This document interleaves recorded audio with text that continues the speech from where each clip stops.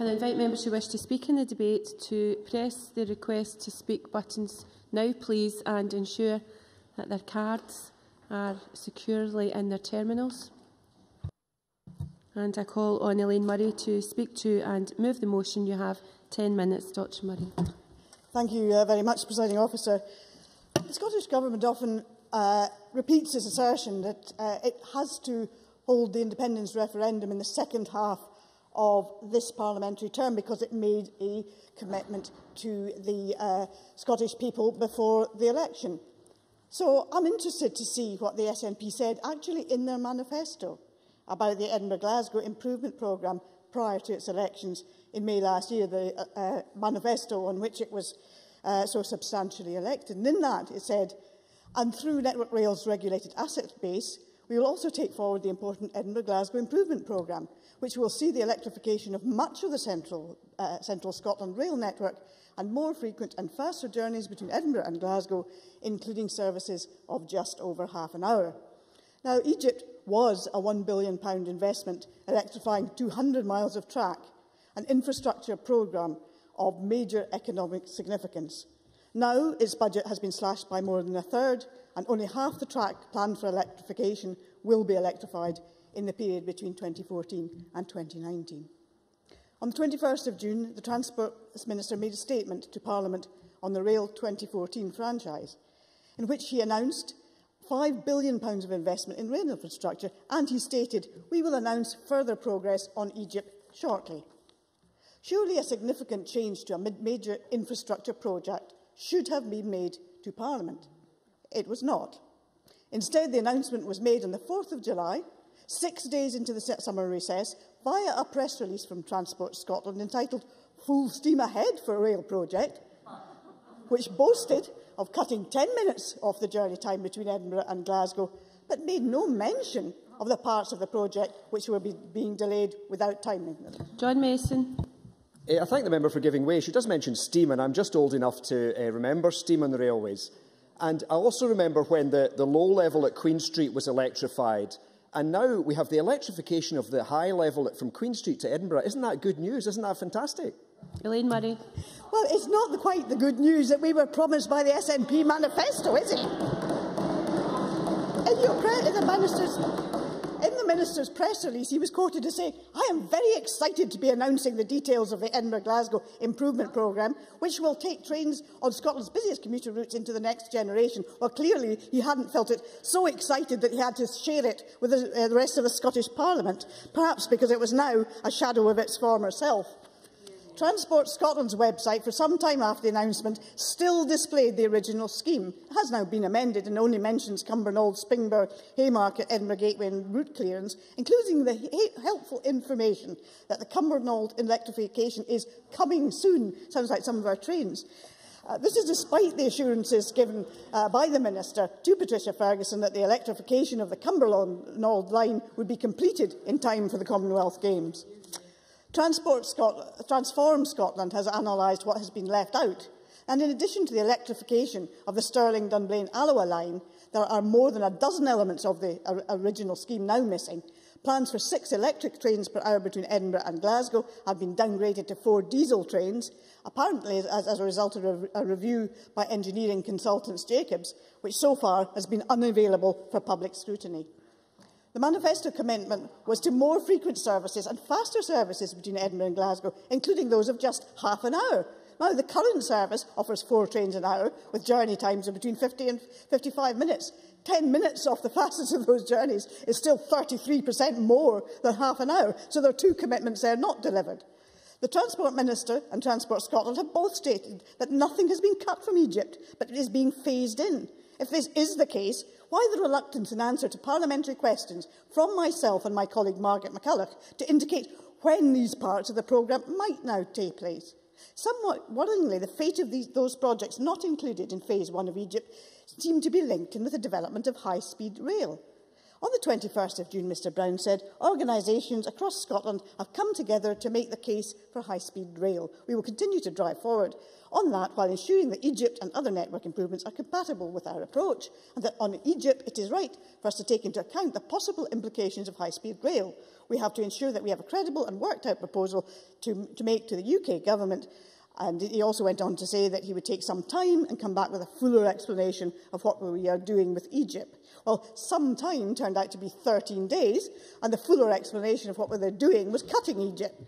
The Transport Minister also advised my colleague Mark Griffin, in answer to a written question, that further elements of the programme, including the Croy turnback and the electrification of the Stirling, Dunblane and Alloa services, can be delivered in future phases, can be, not will be, and also that the timing and specification of these phases would depend on other considerations, including high-speed rail.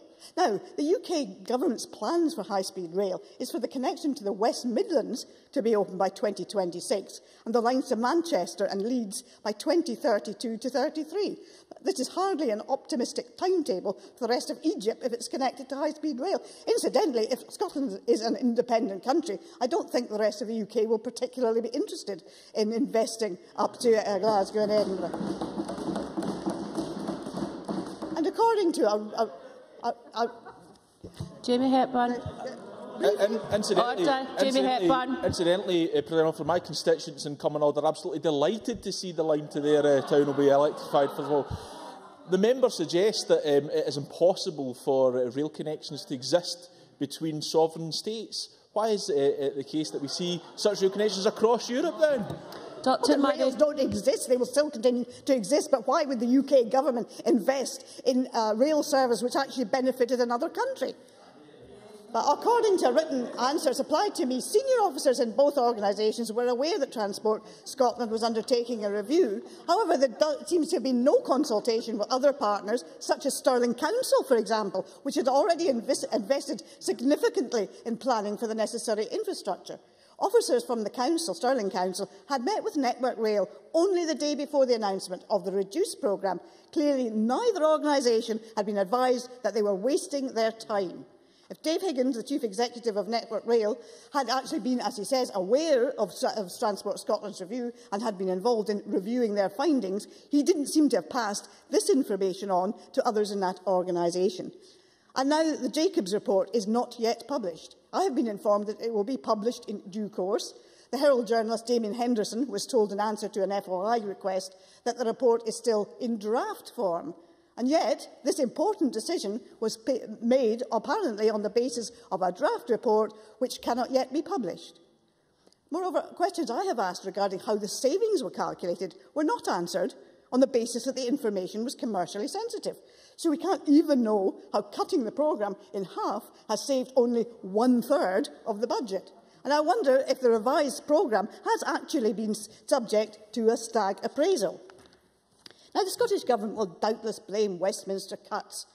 However, the financing of Egypt was to have been via a 30-year low-interest rate loan from Network Rail against its asset base.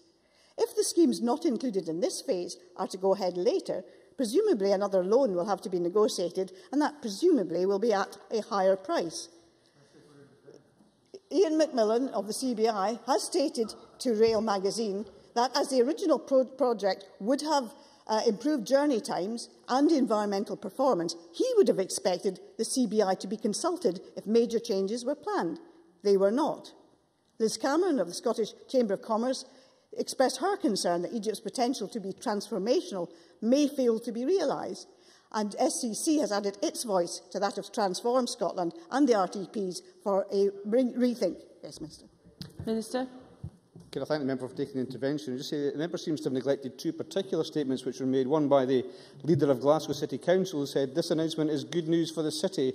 The transport convener of Edinburgh City Council has said we welcome this investment in public transport which will greatly improve the journey from Glasgow to Edinburgh. Elaine Murray, you're in your last minute. Indeed, check with my colleagues. They did provide a statement, but nobody showed them the entire press release or actually explained to them that half the project was being cut.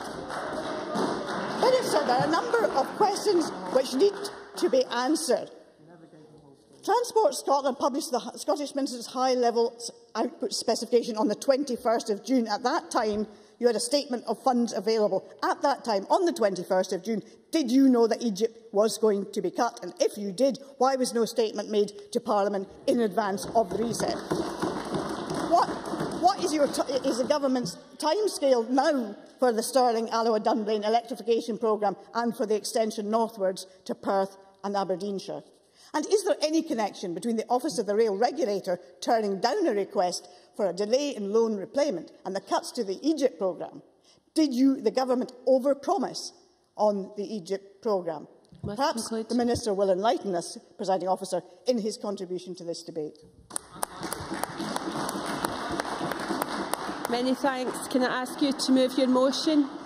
Dr Murray, can I ask you to move the motion?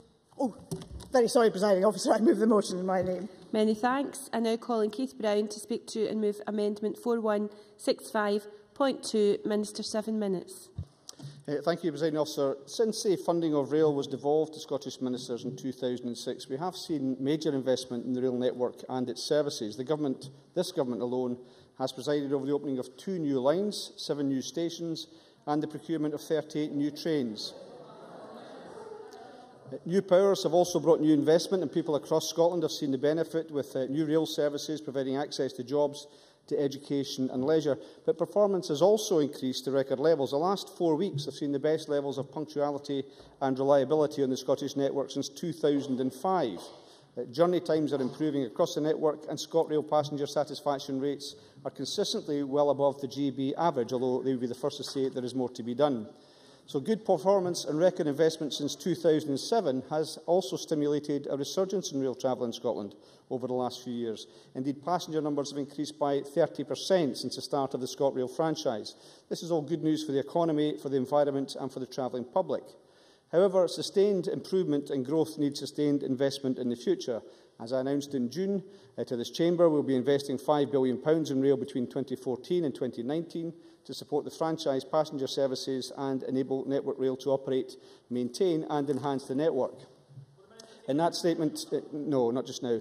In that statement to the Chamber, I committed to continuing the delivery of Egypt, ensuring that it and other network improvements are compatible with our approach to high-speed rail, and said that further progress on Egypt would be announced shortly.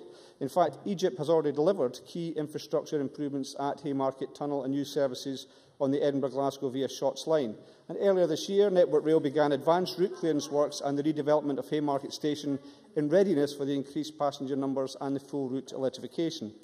In December 2012, new Egypt-Edinburgh-Glasgow via Carstairs services will be introduced this week. Delivered a year earlier than expected, this responds to local demand for new links between Edinburgh and Glasgow from Carstairs and Carluke. And these new services will deliver a step change in passenger capacity on this important route between our 2 major cities, with improved connectivity opportunities to the south and west of Glasgow. I also announced on the 4th of July that we will electrify the core Edinburgh-Glasgow via Falkirk line, deliver the new Edinburgh Gateway Station with connection to Fife line services, and deliver the electrification of the Cumbernauld lines in time for the Commonwealth Games.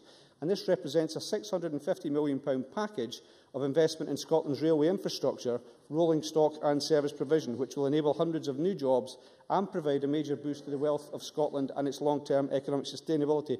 And just before I do give way to Patricia Ferguson, perhaps you could say how, if it's intended by the Labour Party, they would reinstate that £350 million. Perhaps you could say where it would come from. Patricia Ferguson. The Minister knows of my long-standing interest in this particular project, and I recently had occasion to write to Network Rail about their consultation process in Egypt. They had previously promised me that they would have consultation events in my constituency, first of all in the summer and then in the autumn, neither of which have happened. The letter I have now received from them tells me that as a result of the announcements by the Minister, in partnership with Transport Scotland, we, Network Rail, are working through the detail of what this will mean to the scope of works and associated timescales that we had previously consulted on. This work is now underway and will take a number of months to conclude. Can the Minister now tell us what the up-to-date timescale for these works actually is? Minister. Obviously, there was no answer to the question about where the £350 million will come from. And I do note the previous intervention of the member. Order. in relation to this when I think our last contribution was to elicit and propagate scare stories about Glasgow station closures, which of course never happened in the first place. On the point about the Egypt timetable, just to say, I've just mentioned, on the point I just mentioned, is that we have already started the progress towards Egypt, and we will continue this progress according to the previous timetable of trying to achieve all these improvements by 2016. Now, no, I've not. I've taken one just from you already. And the Jacobs Review identified a new opportunity to deliver increased capacity by lengthening platforms, as part of the Queen Street redevelopment. Transport Scotland is now working in partnership with Glasgow City Council, with Network Rail and the Buchanan partnerships to make this a reality, as well as delivering faster, better electrified services for passengers. This opportunity also brings considerable savings which we do have to identify, and will meet passenger demand well into the next decade. We are determined to ensure that the rail programme is affordable and that we continue to drive the best value out of every pound we invest. We have to therefore take every advantage of every opportunity to maximise the investment in any way we can. And if I can remind Parliament that in my June statement, which was mentioned, I committed the Government to sustained increases in rail investment until the end of the decade. Any savings, of course, made will increase opportunities for investment elsewhere in the rail network. Now, the Jacobs report was mentioned earlier on which these developments are based. This has been published today, and copies are available in Spice. This, well, I'm sure you want to welcome that when you speak subsequently. This will, I hope, put to rest any concerns and speculation over the future of Egypt. Yes, Neil Finlay. Thank you very much. Neil Finlay. I've been contacted in the last few days by a large number of constituents from Winchborough who are very concerned that the new project here that will create several hundred jobs is going to be scuppered because the railway station will no longer be opened. Can you tell me when the Winchborough station will open? Minister. I'm not sure if you're saying that the Winchborough railway station is not going to open, or you're asking whether it will open. Of course, well, if he had been talking with his local council, and in particular the deputy leader of the council with whom I'm in correspondence, perhaps you get a better idea of the fact that that proposal will come. That proposal will come forward from the Council, which has said to them consistently, well, it depends on when it comes forward from the Council. So perhaps he should talk to his own Labour colleagues in the Council. The timing and specification of future activities will be dependent on other considerations, including high-speed rail. Now, of course, it's only natural we'll take into account possible developments for high-speed rail. It would be foolish for us not to do that, and that's very important to the Egypt programme itself. It also relates to wider capacity and affordability issues. The Government is also committed to a continuing programme of electrification of the Scottish rail network following Egypt, and mention was made of Stirling, Dunblane, Alloa services. No, we'll have to try and make some progress. I don't know how much time left in the last minute. The Ministers get 30 seconds. In addition to that, I've also mentioned that we will be progressing 100 kilometres of electrification every year for the next 5 years, over and above that which we've already committed to within Egypt. And my officials are currently exploring delivery of options, including the electrification of Dunblane and Alloa services. I believe that our record of investment stands comparison with anybody. The Transform Scotland report was mentioned this morning. It said that progress has been made in the UK at a greater rate than has been made now in Scotland. However, if you look at the figures, we are investing £624 million per head. Sorry, the Minister's just finishing. As compared with the UK, which is currently at £324 million per head. We also have £5 billion of investment over the next 5 years. The Borders project, the Airdrie to Bathgate project, and the Stirling, Alloa and Carden project, which I was very proud to initiate myself as leader of the Council, and attracted in its first year 400,000 new passengers. I think that's a record to be proud of, and in that context I move the amendment in my name. Thank you. I now call on Alex Johnston with 5 minutes. Can I take this early opportunity to thank the Labour Party for bringing forward this business today? In fact, it's usually my job when the Labour Party bring forward a motion to try and find an amendment which will scupper it completely. But I have to say that on this occasion, your thinking is so close to mine that I can think of no other option but to simply support the motion before us today. In fact, the judgment was based on the fact that there's so much information in the public domain that demonstrates the case for this motion, it's hard to think any other way. And I decided the first thing I had to do was look to see what was published in the press over the last few years. And I found this publication on a website, the Glaswegian, from the 16th of June 2011, with a clear headline, Train services between Glasgow and Edinburgh in line for £1 billion transformation. A £1 billion investment plan which could double the number of services between Glasgow and Edinburgh has been unveiled. And I presume, since there was no retraction by the Minister at the time, Keith Brown, that obviously this information must be accurate. However, just over a year later, further announcements in the press appear to indicate that our government have reconsidered on the scale of their ambition. In fact, I have to say that the interview that took place on radio this morning was a good deal more enlightening than much of what has been said in recent press coverage. We did, of course, hear Keith Brown, the Minister, tell us consistently that we do spend much more on rail services in Scotland than we do in the rest of the UK. He told us, in fact, that they're planning to invest £632 per capita in Scotland compared to £326 per capita in the rest of the United Kingdom. Well, I congratulate him for that ambition. However, it would be a good deal more consistent if we were then not to go on in this interview and in any other opportunity he has to complain about the fact that it is the UK government which is causing him to scale back his plans.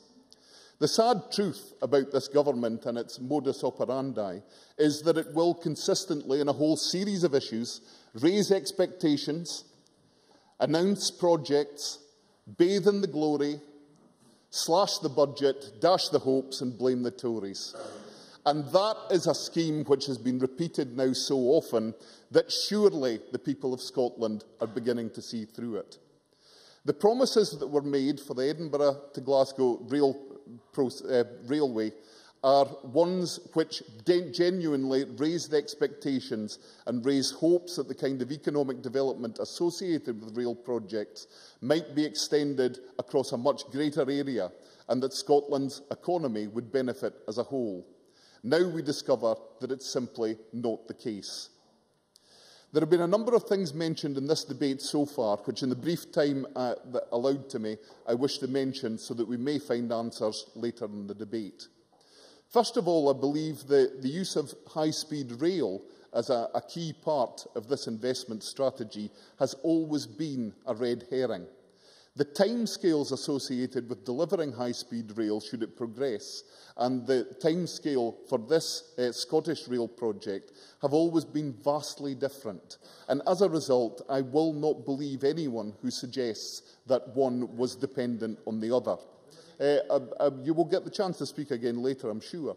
But also, the issue which has been raised in this debate regarding the whole matter of high-speed rail is rather obvious to me, as it is to the speakers on the other side of the chamber, and that is that should Scotland become independent in the interim, the possibility of high-speed rail reaching Scotland will be vastly diminished, given that it's a simple assumption that if an independent English government decides to bring high-speed rail to its northern cities of Manchester or Leeds, then it's the job of an independent Scottish government to consider how it might connect to that rail network.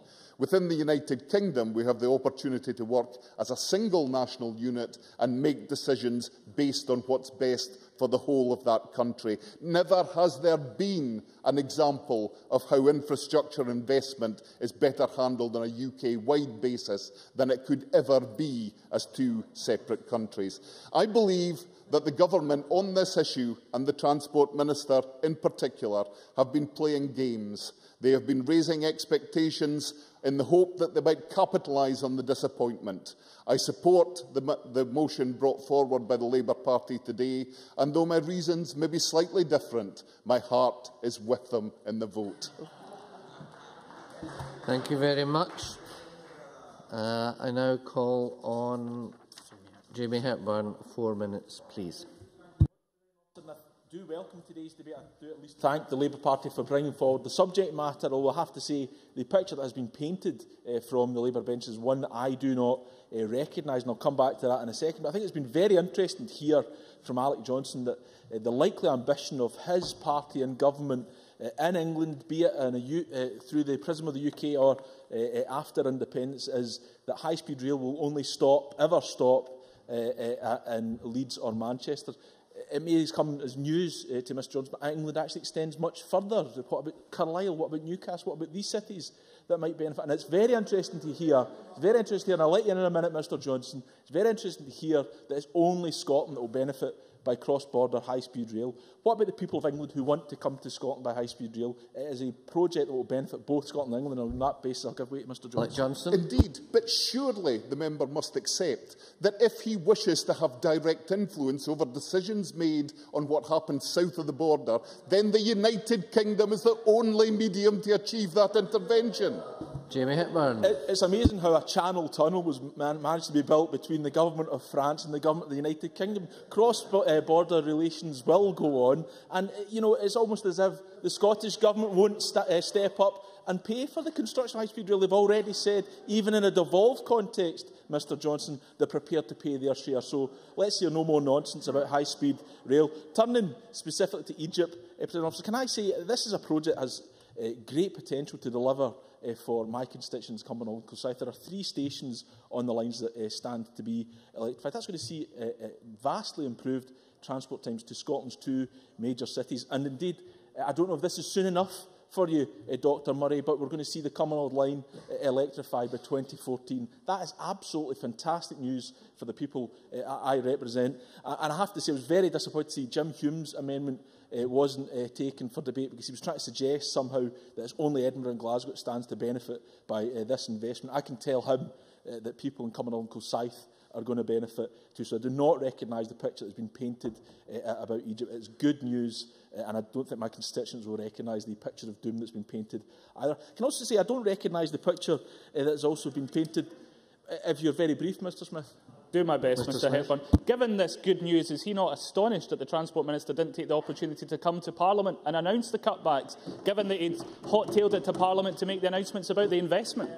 Jamie Hepburn. We always need some good news in the summer period, Mr Smith. Can I also say I don't recognise the suggestion that this is somehow the cancellation of the Edinburgh-Glasgow Improvements Programme. It is always a scheme that was designed to be implemented in phases, and we saw that quite clearly when it was set out in the Infrastructure Investment Plan. It would be delivered in phases. So this is the first phase of Egypt. And also, I think it was interesting, I think this point was picked up on by Elaine Murray. It was an answer to a question answered by Keith Brown, where it referred to the timing of further phases being predicated on wider capacity and affordability issues. And I think that last point is very important, Presiding Officer, the issue of affordability, because time and time again, we hear in this chamber from all around us, but primarily from the Labour benches, them coming forward to say, demand extra additional expenditure, and without suggesting where that money should come from. Am I allowed to give way to Dr Murray? Yes. Oh, Mr Hepburn, sorry, Mr Hepburn, your own manifesto said where the money was coming from for the whole programme. It was coming from a low-interest rate, a low-interest rate loan from Network Rail against its asset base. That was what was going to fund it in your manifesto, and what still could. Well, it still will. That's how this project is being funded, but there is no recognition. There is no recognition whatsoever that it's not only capital budgets that are being slashed by the Tory Liberal administration and would have been slashed by that lot over there, Presiding Officer. It's also revenue budgets. And when you take out a loan, Dr Murray, guess what? You have to pay back that loan. And where would that money have come from? Can I give way to Mr Finlay? Unfortunately, Mr Finlay, I'm unable to give way to you, otherwise I would have gladly done so. Can I say this is a project that has been welcomed across the board, I think, in Central Scotland. People do not recognise the picture that's been painted by the Labour Party. Thanks very much. Now calling Mark Griffin to be followed by John Mason. Thank you, Presiding Officer, and I rise to support the Labour motion today. And I have to say from the outset that I'm disappointed, as one of the members who were in the chamber, to hear from the Minister on the future of rail on the 21st of June that there was no mention of the reduced Edinburgh-Glasgow Improvement Programme. The Minister even was asked directly by my colleague Patricia Ferguson if the project was on track to be delivered by 2016, and the answer given was, and I quote, "We will take some time and come back with a fuller explanation of what we are doing with Egypt." When the Minister gave that answer, I don't think anyone in this chamber expected that taking some time meant waiting 13 days until Parliament was in recess, and that the fuller explanation was a £350 million cut to the programme. This chamber was the right place to make that announcement. particularly given the Minister's response to questions. And again, I'm disappointed that it's taken a Labour debate for the Minister to come back to the Chamber to answer the questions on project cutbacks. Shovel-ready projects is a term that we hear often in this Chamber, and after the extensive public consultation and preparatory work in terms of design, compulsory purchase orders, bridge heightening, surely Egypt could have been described as a shovel-ready project. Why then, when this government has an opportunity to invest £1 billion in capital spending in Scotland without impacting on their own capital budget, has the Minister decided to cut the project by over a third? Let's not forget, as mentioned earlier, this project has been funded by borrowing against Network Rail's regulated asset base. Certainly, Mr Hepburn. Jamie Hepburn.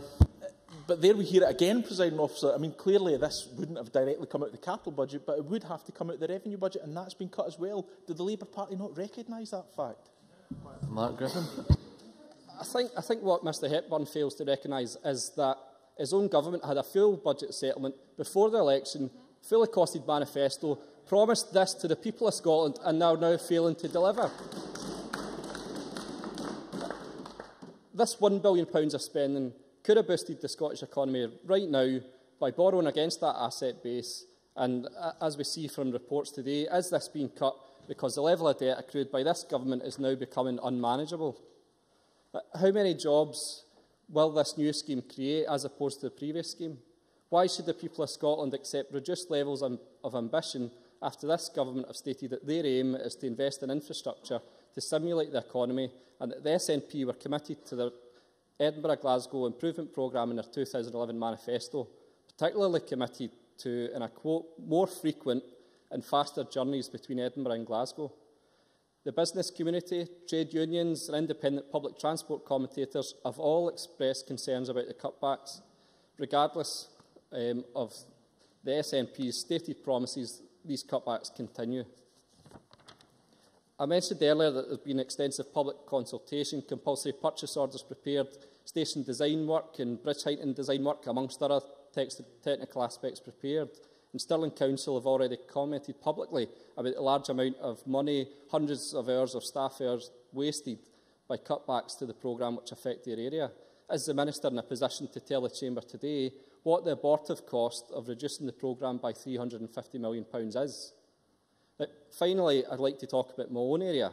The loss of electrification beyond Cumbernauld via the diversionary Falkirk-Grahamstown loop is a massive concern locally, and I fail to see who Mr Hepburn's been speaking to in Cumbernauld who are commented publicly and positively on this cutback, because it's certainly not what I'm hearing. And also, CBI Scotland Director Ian McMillan has criticised the failure to electrify beyond Cumbernauld, as this means that an alternative route is lost if there's a blockage on the main line. I'd be grateful if you'd come to a close now, please. Certainly, Presiding Officer. Cumbernauld Commuters Association, which is a body that represents commuters in Cumbernauld, have expressed publicly their dismay at the cuts, which are going to impact negatively on the people and commuters of Cumbernauld. And I'll close on that point. Thanks, Presiding Officer. Many thanks. Now call on John Mason to be followed by Jim Hume. Around 4 minutes, please. A tight 4 minutes. Thank you, Presiding Officer. Firstly, can I say how positive I am about the improvements that are coming to the main Glasgow-Edinburgh line.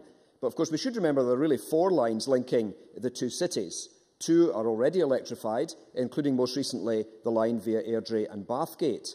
That line starts in Helensburgh or Mulgai, runs through Glasgow Queen Street Low Level and the East End of Glasgow, directly to Edinburgh. It has 4 trains every hour and is not as busy as the Queen Street High Level trains, and that is the route I use every day, and I'm very grateful to the Government for putting it in place. In fact, that improvement has been much welcomed throughout the East End, and if you look at my Facebook page, you will see a photograph of me on the very first train in 2010. Can I also say how positive it is seeing Dalmarnock Station being given a major upgrade in preparation for the Commonwealth Games? I come past it regularly and it is coming along very well. And longer term, it will give a legacy after the Commonwealth Games for getting to the Velodrome, the Indoor Sports Arena and Celtic Park.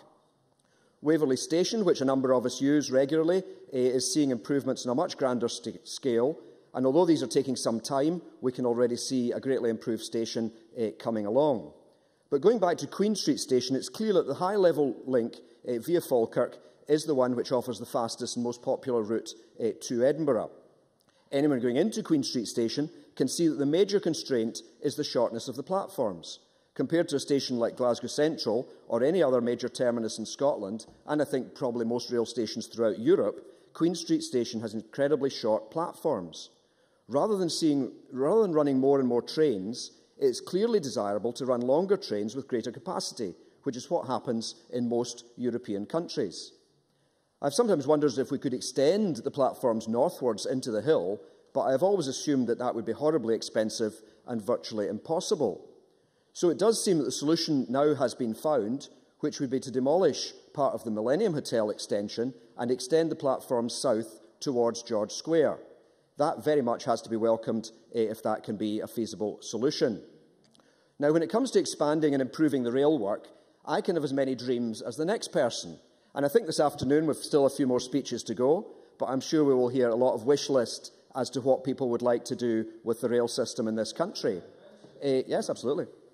Mark Griffin. So was it just a dream or part of a wish list that led to it being introduced in the SNP manifesto? John Mason.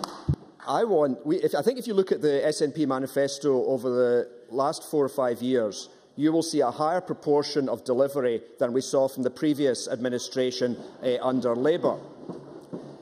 But the reality is we all have dreams, we all have visions, we all want things to happen. Let me tell you one of my visions. That would be for a metro station under Glasgow linking the Royal Infirmary, Queen Street Station, Glasgow Central and out to the Southern General. That would be a fantastic link for people. But clearly that is a long, long, long way ahead. And we have to live in the real world, and Labour have to learn to live in the real world as well. Money is tight. We cannot spend as profitably as Gordon Brown did, and we have to be realistic about our money and our choices. So choices have to be made, and I completely accept that work should be done in phases. Yes, we want pretty well the whole Scottish rail network electrified. Hope none of us will be satisfied until that actually happens, but it's not going to be done in one fell swoop. Now, if the Minister does want one little suggestion from me as to something we could do on the rail network, that would be to electrify the 1.8 miles across central Glasgow, which would link the electrified lines north and south of the Clyde. Currently, we have to shunt empty electric trains across the river, which I suspect is not a great idea. However, despite all the wish lists we might hear today, none of that should detract from the tremendous good news we are hearing. Electrification of Glasgow-Edinburgh has been a dream many of us thought would never happen. Now it's coming. I think that's tremendous. Thank you. Thank you. Now call on Jim Hume to be followed by Colin Beattie. Up to 4 minutes, please. Thanks, Presiding Officer. Egypt's probably the biggest, or was probably the biggest rail investment programme in a generation, but the Minister's announcement in July saw £350 million diverted from those plans. That's deeply worrying for the rail industry and commuters alike. Indeed, senior figures in the industry are questioning the work carried out by the consultancy firm Jacobs, claiming the consequences of the U-turn has not been properly thought out. Jimmy Hepburn has mentioned that it's not just about Edinburgh-Glasgow, but the original promise from the Transport Minister was for additional capacity for Fife and the north east of Scotland, half-hourly services between Alloa and Glasgow, and reduced journey times between Dunblane and Edinburgh. The programme cited by ministers as evidence of their capital investment-led economic growth strategy was also intended to provide an additional 2 trains an hour on the main Glasgow-Edinburgh line and electrify the route along with lines to Stirling and Dunblane. So it wasn't just about Edinburgh and Glasgow and Cumbernauld. These promises have been shelved along with around half of the electrification programme. Major projects such as the Dalmeny-Cord, which would allow Glasgow trains to switch onto Fife lines outside Edinburgh and give access to a new tram interchange at Gogher, have been shelved, alongside grade-separated junctions at Winchborough and Greenhill, as has been mentioned. The Government has based their U-turn on the findings of the Jacobs report we hear, which at the time of the announcement back in July hadn't been completed, let alone published, and we've just found out today it's only available to us today. A report which the Scottish Government has denied was about cost-cutting. Egypt was a major opportunity to improve the rail experience for central Scotland, a wider central Scotland, but instead has become policy making on the hoof. Just last week, Transform Scotland report branded SNP transport policies as suited neither to tackle the environmental crisis, and I quote, nor the need for development of sustainable economic growth. So this damning picture of sustainable transport in Scotland confirms what we feared, that the government has little to encourage people to use public transport and are still failing to create a cohesive and sustainable transport system across all of Scotland. Yes, of course. Keith Brown. If the member believes that the level of investment we are creating is failing to support public transport and it's at twice the level as happening in the rest of the UK, what does that say about the Liberal Democrat commitment in England and Wales to public transport?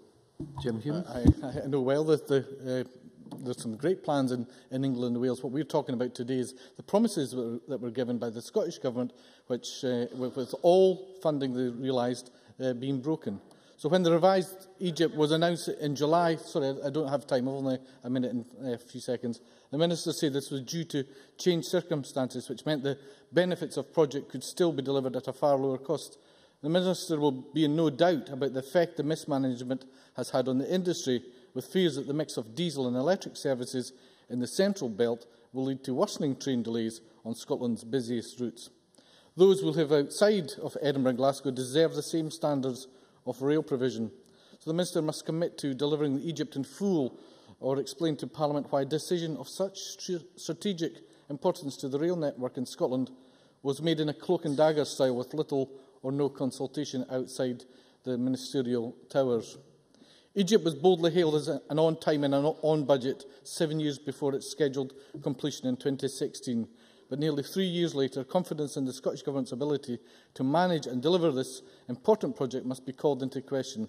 The Government's made a pig's ears of this, and it's utterly mind-blowing that £350 million may be diverted from one of Scotland's biggest transport projects because of financial ineptitude. This must be the final wake-up call for the Government. This Government must stop dithering and commit to a sustainable transport agenda which modernises our railways and boosts the standard and regularity of public transport. So the SNP Government is stuck in the dark ages if it seriously believes that people simply want more roads. Thank you. Thanks very much. Now call on Colin Beattie, to be followed by Richard Simpson. Presiding Officer, while I welcome the Labour bringing a motion on rail investment, I'm frankly surprised at the content. It appears to be quite simply inaccurate and misleading. Which part of the 2011 Infrastructure Development Plan has not been understood? That plan estimated that the Edinburgh-Glasgow Improvement Programme would cost £1.1 billion and specified that the programme would be delivered in phases, and that seems perfectly clear to me. Why then the astonishment when the current investments come in at £650 million? This forms part of a £5 billion programme of investment in Scotland's railways in 2014-2019. Baker. Scotland, Transform Scotland and the Scottish Chambers of Commerce are all wrong in their interpretation of the cuts which have been made to the scheme? Colin Beattie. I think I would simply repeat again that the 2011 Infrastructure Development Plan is quite clear that the programme would be delivered in phases. The SNP record on rail investment is one which we can really all be proud of. Despite the savage budget cuts imposed by Westminster, and I think even Labour would agree with us in condemning that, the Government has invested £2.6 billion since 2007 and funded 30,000 extra seats every day. More people than ever are using the railways, and punctuality and reliability are at record highs.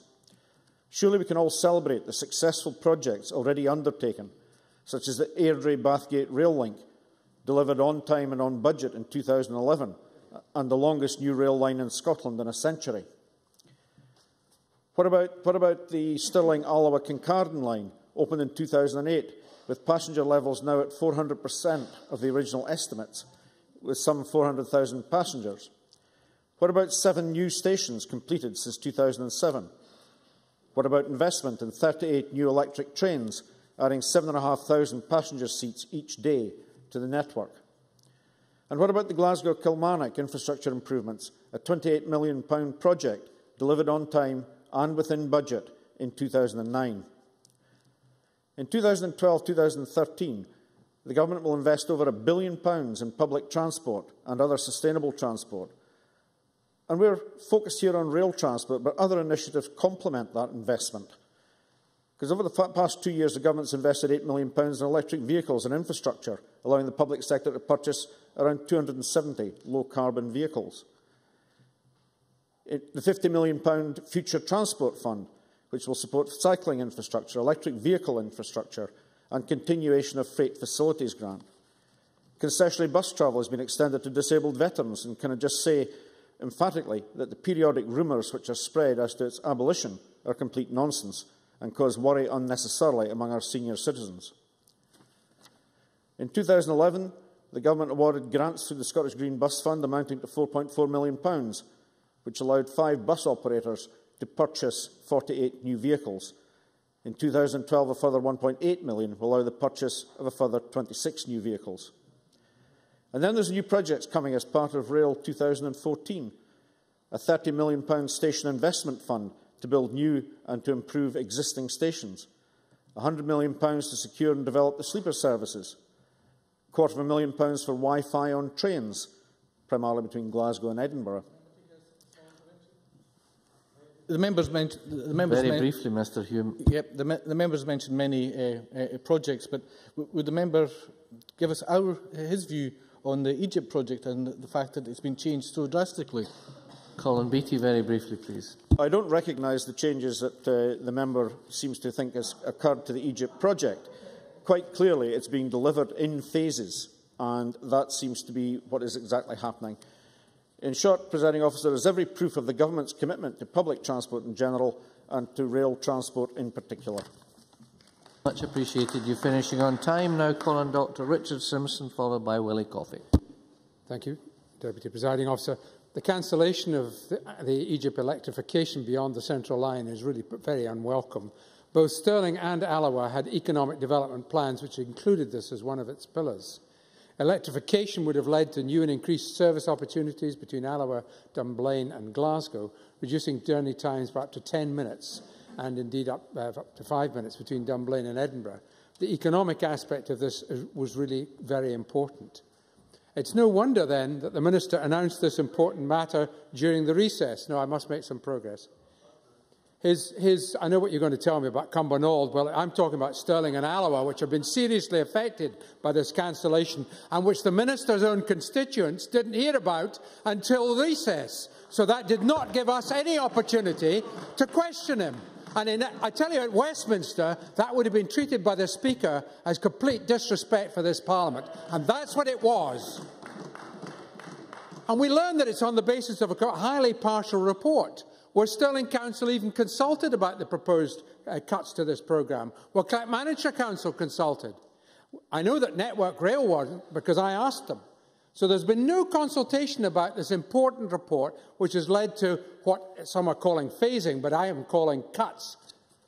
What are the consequences of this disinvestment decision? Well, it's certainly not the Minister's press release, which, as usual from the SNP, overstated with the headline, "Full steam ahead for rail project." It's not even quarter steam ahead.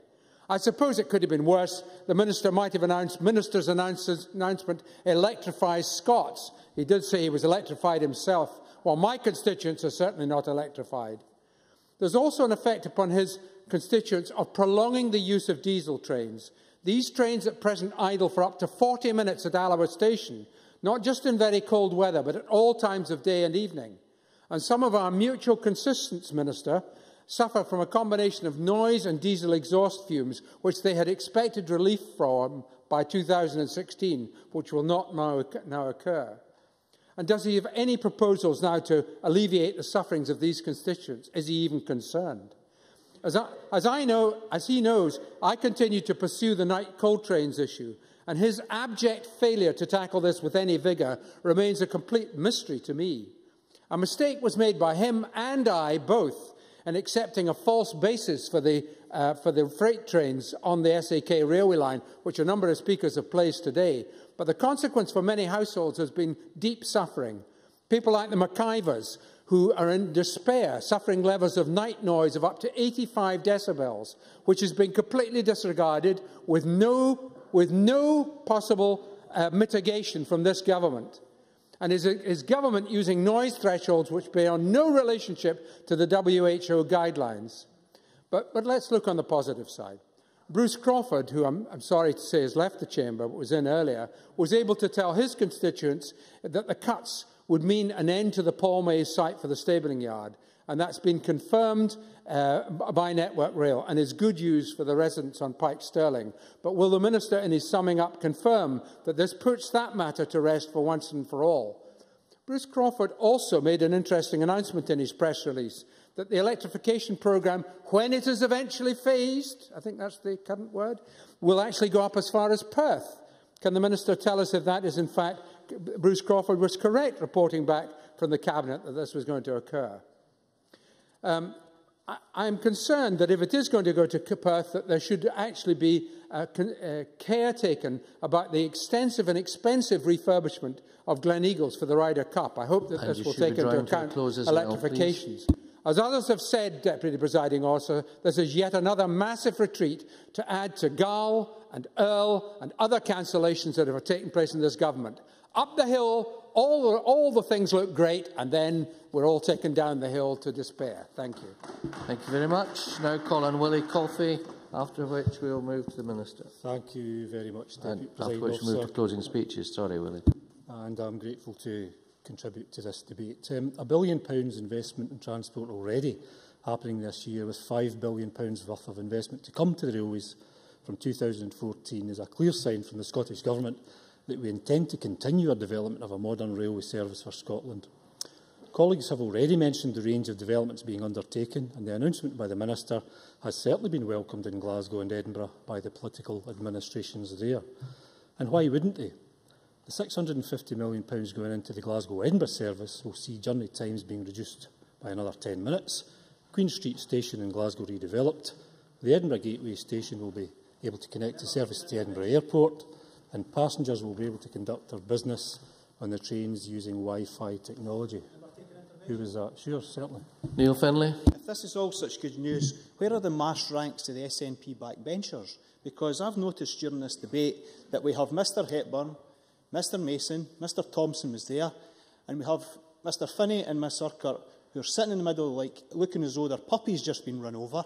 Is it not clear that the NATO rebels have been told to come in and defend the indefensible? That's what's happening today. Willie Coffey. I think Mr Finlay's capacity for talking rubbish surpasses itself today. Deputy Presiding Officer, these investments don't just benefit the travelling people, of course. They provide jobs and secure employment for many people in Scotland who will design, test, build and deliver these projects for us. Just about every trade you can think of will be engaged in delivering the work for us.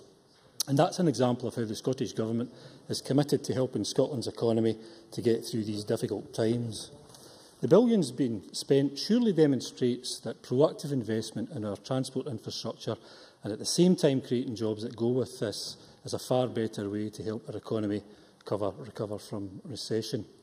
Now that I might have the ear of the Minister for the duration of the debate, I would like to offer a few comments on how we might capitalise on the investment commitments being given in order to achieve the step changes in passenger numbers for the railways for future years. Firstly, one of the key areas for further development would be to develop more park and ride facilities, particularly for our bigger traditional towns. Historically, an established old town like Kilmarnock in my constituency would have little, if any, park and ride facilities near the station to deploy in this modern era. It just wasn't thought of at that time. To make the important step change to get more people out of their cars and onto the trains, I hope that we can think carefully about developing more adjacent park and ride facilities that can truly compete with already excellent bus services to towns like Glasgow and beyond from Kilmarnock. Secondly, ticketing and pricing strategies could perhaps be simplified a little to make it easier for the rail traveller to choose the train.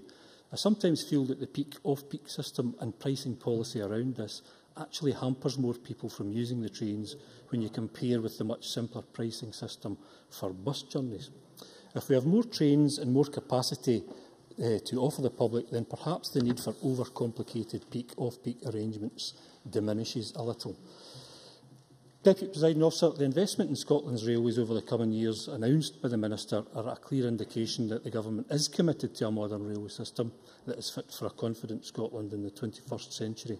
We do have an excellent track record of supporting Scotland's infrastructure, and the £5 billion coming down the line will help us deliver that vision, and I'm happy to support the Government's amendment. Thank you. Thank you very much. Now call on Alec Johnson to wind up. A tight 4 minutes, please, Mr Johnson. Well, an interesting debate. Listening to some of the backbench contributions, I have to say that I'm amazed. It's been suggested by some that we've imagined the whole thing. John Mason went to great lengths to tell us that we must live in the real world, but at the same time went on to raise expectations with a whole series of things on his wish list, and then encouraged everybody else in the chamber to come up with their suggestions as well. It wasn't cuts we were talking about, it was hopes for the future. Well, I can tell you, reality bites. The government backbenchers in this debate have been wholly inconsistent. Some have backed the Minister by suggesting it's Westminster cuts. Some have gone to the opposite extreme and said that the project is turning out better than expected. Others have said that there's, of course, a squeeze on revenue budgets. And in the last case, I think in Colin Beattie's case in particular, it was suggested that since this was being delivered in phases, that the money was actually being spent on other things in the meantime. Now, the truth has come out in this debate. The fact is that back in June there was an opportunity for the Minister to deliver the bad news about this project, yet 13 days later, in the press, it was announced that the cuts would take place. Now, the Minister missed that opportunity and the view of many in this chamber, including myself, showed a degree of disrespect to Parliament by failing to pass that message on and then doing it so soon afterwards through the printed media. Now, if we look at some of the claims that have been made in greater detail, Jamie Hepburn is absolutely right that even if this project was to be funded through the regulated asset base, it would result in a cost to service that borrowing, and that would have an impact on the revenue budgets. However, tell me if I'm wrong, interest on borrowing wasn't invented during the previous year. It was possible for this government to guess that it may have to pay for that borrowing. And, so far as I'm aware, interest rates didn't even go up in the intervening time. So, once again, it was an example of this government making promises that it had no intention of keeping. It has scaled back its ambition. It has made promises which it then broke as Alex Salmond's priorities changed and wandered.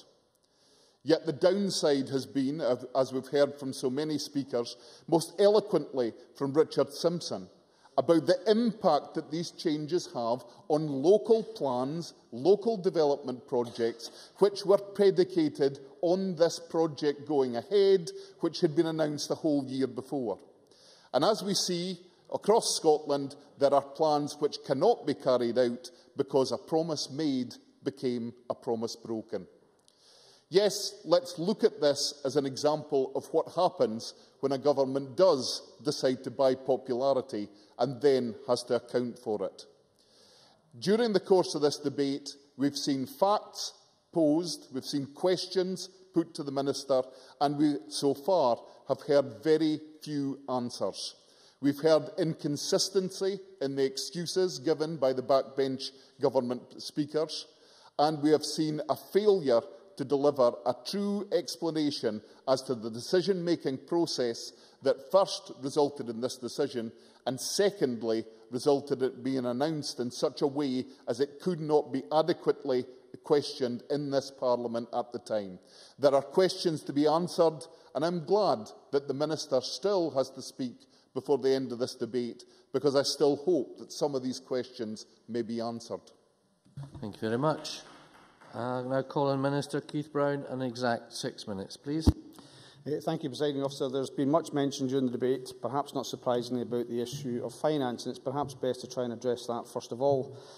We have said there's been around about a third of a cut to the government's capital budget, around £1 billion in terms of resource, and obviously those kind of cuts do have consequences across government expenditure. But one of the comments I think in particular surprised me, I think it was Mark Griffin that said that the Scottish Government was, I think, along the lines of in danger of incurring unsustainable debt. Now, we had a lecture from Ken McIntosh recently about the meaning of the word irony. Now, if there's any irony more rich than the idea that the Westminster Government is worried about irresponsible debt on the part of the Scottish Government, every pound of whose debt is approved by the Westminster Government, when they're standing on a massive debt created by the previous Labour Government, sustained in current times by the Coalition Government, that is irony at its worst. And it's also worth reminding ourselves, of course, of the departing words of the Labour Party when it demitted office, the words of Liam Byrne, "There is no money left." That's what he wrote. Chief Secretary to the Treasury, there is perhaps later, but not just now. He wrote, "There is no money left." That was Labour's legacy, there is no money left. And of course, at the same time, we had Alistair Darling saying he wanted to see cuts deeper than Margaret Thatcher. That's what we've been left by the Labour Party. Perhaps what's more surprising is their eagerness to play the role of the alibi to the Coalition Government when they impose some of the cuts caused by their economic legacy. Obviously, cost is extremely important, and we have to try and be careful with the costs that we incur. But we've heard mention elsewhere during the debate of some of the other improvements: £30 million for the Scottish Stations Investment Fund, £100 million for the sleeper services, £60 million for other network improvements, the Paisley Canal and Corker Hill Depot being electrified over the next few months, so that from December 2012 the 2-car diesel trains are replaced with 3-car electric trains, providing more seats for passengers. I can announce as well that the Conan Bridge railway station will open by February 2013 in time to help mitigate major disruption from the planned resurfacing works on the A9 Keswick Bridge. So there is substantial investment, and I know that the Labour Party looks at the investment programme of this government, £5 billion. They look at what we've done on fares, which they criticise, but they do the exact same down south, RPI plus 1%, and they say they would take, if they had the chance, similar decisions. So they look for something else to criticise, and they also try to wish away the economic legacy which they've bequeathed to us. One or two of the other points that were made. Richard Simpson makes a point about my constituents asking questions about this. I have to say that I perhaps deal with my constituents because I've got fewer to deal with than he has more regularly. The question I'm asked is, why was £750 million spent on trams in Edinburgh? Could you not have done more in terms of rail and bus services across Scotland with that money? I get that question much more than the questions that Richard Simpson talked about. And it is the case. Richard Simpson makes a fair point about the disruption caused by the night trains, and he knows, and I think it's unfair of him to make the comments that he has done, that I have been involved with that from the start. Neither he nor I were party to the decision, but we've both been involved in trying to resolve that, and I've tried to treat his approaches in good faith and work with him. And I think his comments on that were unfair. I think it's quite clear to see that what we have done in relation to Egypt is to sustain the bulk of that project. I think £650 million to most people will be welcomed, a very positive investment in the railways. And don't forget, this will create hundreds of jobs. It will create major, well-paid jobs within Scotland by that level of investment. I will do. How many more jobs would have been created by the £1 billion scheme then? Minister? Well, I think if we can go back to the £1 billion scheme then, because I did ask where the Labour Party was going to find the other £350 million. I assume that nobody in the Labour Party, because they have not said so, wouldn't take away anything else from the investment programme. If they wouldn't fund that £350 million from the investment programme, I assume you would fund it from fares, a 20% increase in fares to everyone in Scotland if the Labour Party were to have their way. So I am confident that we have... Interventions from a sedentary position are not welcome. So I'm very confident that we have made the right decision in relation to this. The point about the Jacobs report, which is available and it's there for people to have a look at, they can check through the figures on that. Quite right. Network Rail will tell you the same thing. Quite right in a project that's been talked about for many years to have it properly analysed in terms of its effectiveness going forward. It's changed over those years, but of course it should be analysed, and of course we have to have an eye on value for money. That's something this government does regularly. Only wish that the previous Conservative and Labour governments had done the same thing down south. And just on that point, why is it we're still talking about electrification of Edinburgh to Glasgow? The Unionists have had control of the chance to do this. They've had the control of the chance to do the A9 dualling. They could have anticipated many years ago that the Forth Road crossing was going to reach capacity, and nothing has been done. Nobody wants to start from this position. We're having to pick up the consequences of the underinvestment by the UK government for decades in Scotland, and that's why we have to take some difficult decisions. And I think we are making the right decisions. The other points that have been made in terms of improvements, Wi-Fi was mentioned by one of the speakers. Wi-Fi will be available on all trains at Edinburgh to Glasgow via the Falkirk route by the end of 2013, and then between all cities, Scottish cities, by early 2014, and then will be rolled out to other fleets. I think this shows substantial ambition for the railway in Scotland. And mention was made both of the CBI, a regular witness trailed out by Labour at virtually every debate these days, surprising to some, but perhaps not nowadays, and also by the trade unions. Now, I met with the trade unions yesterday, and, you know, there were questions about Egypt. We had, I think, a fairly positive discussion. I think they would say the same thing as well. There were questions. They were much more concerned about things like the indemnification clause that Labour included in the last franchise, which they find is a standing affront to their rights. Those were the concerns I was talking to the trade unions about yesterday. And also, I think it's true to say that whether it's trade unions or the wider Scottish public, they are seeing the benefits of these investment plans by the SNP. We've seen, as I've mentioned already, £5 billion committed going forward. We've seen Airdrie to Bathgate, Stirling, Allowick and Carden, 400,000 passengers, opposed by some Labour people in my constituency, but we got that through despite that. Major improvements and bearing down. The Labour Party voted against it. Billy Calder voted against it. Substantial improvements to the rail services, and I think people out there realise that. And for that reason, I support the amendment in the Government's name. Many thanks. Now call on Richard Baker to close the debate. An exact 8 minutes, please. Thank you, Presiding Officer. This has been a good and important debate. Important because there's broad, if not unanimous, agreement across the Chamber that it's right to invest in infrastructure to boost our economy and for rail infrastructure to be a key part of that approach. Indeed, in July, Alex Salmond stated the Scottish Government has consistently argued for the need for capital investment to boost not just construction, but also the wider economy. Announcements about rail investment in 3 years' time are no substitute for capital spending now. So there was an unintended irony in the comment from the First Minister, because only a few weeks earlier, his own Transport Minister had announced the Scottish Government's flagship rail infrastructure project, the Edinburgh-Glasgow Improvement Programme, had been cut by a third.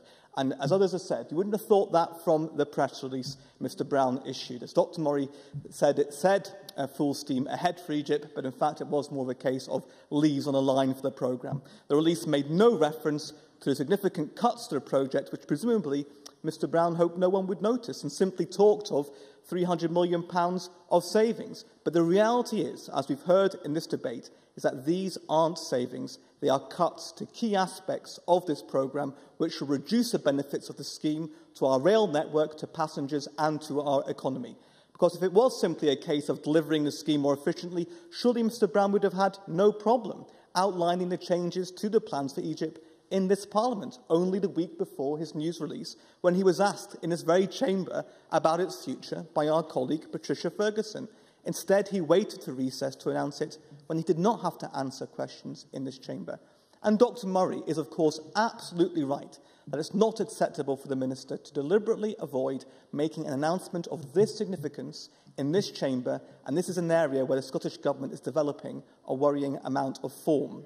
But the reason this announcement didn't take place in Parliament was, of course, because the £350 million reduction in the project didn't represent savings at all, but cuts, removing key aspects of the scheme which members have referred to throughout this debate, and they include electrification in a number of areas: Stirling, Alloa, Dunblane, looking to extend that northwards to Perthshire and Aberdeen, Pullman to Greenhill, Edinburgh to Winchborough and at Grangemouth, as well as the proposed grade-separated junctions at Greenhill and Winchborough, journey time improvements from Dunblane and Alloa to Glasgow and Edinburgh, the planned half-hourly service from Bishopbriggs, Lenzie and Croy, improved connectivity from Fife to the west of Scotland and from Glasgow to Edinburgh Airport, and of course there will now be no increase from 4 to 6 trains per hour between Edinburgh and Glasgow. So many potential benefits across the rail network lost to this misguided decision. And the Herald this morning, I'll take the intervention. Minister Keith Brown. Given what he's just said, would the member reinstate a £350 million addition to the project, and how would he fund it? I will come on to the funding issues, and I think that the Minister is in an extremely weak position in this area, given that the commitment that he made to the funding for this project was made in his own manifesto when he had full awareness of the budget he had. If he thought he could do it, why couldn't we do it? Why couldn't anybody else across this chamber do it? And the Herald this morning, I think I have answered the question, Minister, and the Herald this morning also makes clear that this wasn't about making the project more efficient, but reducing spending, pure and simple. As it reveals, the Office for the Rail Regulator was approached by the Government with a view to deferring its repayments in respect to Network Rail borrowing last November. Clearly, this was a decision considered for some time, even if it wasn't consulted on at all. So while we recognise these are tough times of public spending across Scotland and the UK, and we agree with ministers that the cuts in public spending are too deep and too fast, and yes, that affects the Scottish budget too, nevertheless, as Alec Johnson touched on this too, to try and pretend you can cut a scheme by a third and not impact on it significantly does in great injustice to proper discussion of the Scottish Government's plans for rail services in this country. And while we will also take issue with the UK government spending plans, the fact is the Scottish Government can't simply palm the blame for this decision off onto Westminster, because this investment was to come from Network Rail borrowing and is distinct from the wider issues of the capital budget. Of course, as Elaine Murray said, Egypt was also a manifesto commitment made by the SNP in 2011 in the full knowledge of the budget they had this year. Or perhaps it was just, as John Mason indicated, a collective dream they had, from which they seem to have awoken like Bobby in Dallas, and thus will follow their dreams of breaking up the United Kingdom. This was a cut made in Scotland, and given its importance to the Scottish economy, it's exactly the wrong decision to take when we need Scottish ministers to take a different approach from their UK counterparts. And it's deeply concerning that this decision appears to have been taken with so little consultation, and after sight of only a draft version of the report from the Jacobs consultancy, which helpfully has been produced today, we hear, on the same day as our debate, which appears to have been commissioned for the very purpose of justifying these cuts. Presiding Officer said there should have been broader assessment of the economic impact of the cuts to this project. There are serious questions over how this will impact the Scottish Government's often quoted ambitions for electrification across the country, as well, of course, as questions over what impact the decision will have on climate change targets and whether they were considered at all when this decision was being made. For all these reasons, a number of prominent organisations, including trade unions, have voiced their disappointment at the Scottish Government's decision. Transform Scotland have called it a major step backwards. CBI Scotland and the Scottish Chambers of Commerce have also expressed their concern. Ian McMillan of the CBI has called the decision sleek-it. And this morning on Good Morning Scotland, Gary Clark of the Chambers of Commerce said, "We saw a huge amount of consultation going into this project over many years, and yet a third of it has been abandoned by press release without any clarity at all."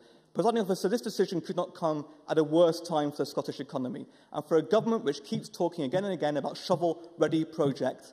This scheme now follows others where ministers have scrapped plans for rail infrastructure, be it Aberdeen Crossrail, Garl, Earl, or now the scaled-back Egypt. No wonder Ian McMillan also says the Scottish Government has a case to answer in terms of improving the railways. These were the wrong decisions for passengers and for growth, combining cuts to college and housing budgets, leaving us with a situation where we now have unemployment higher in Scotland than the UK average. No wonder they wanted to avoid scrutiny of this decision, as they want to avoid scrutiny of their increasingly unpopular plans to break up the United Kingdom. But this Parliament and this country deserves better than this, and this disrespect to this chamber and to this Parliament.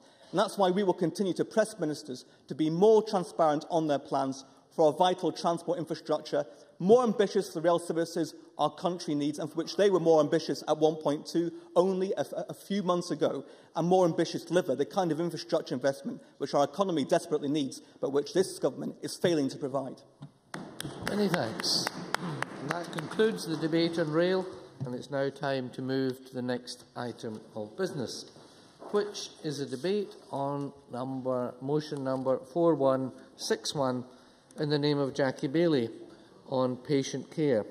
I would invite members who wish to speak in this debate to press the request to speak buttons now, to line up their microphones as well, remembering these are directional microphones. And Ms Bailey, when you are ready, you have 10 minutes, please.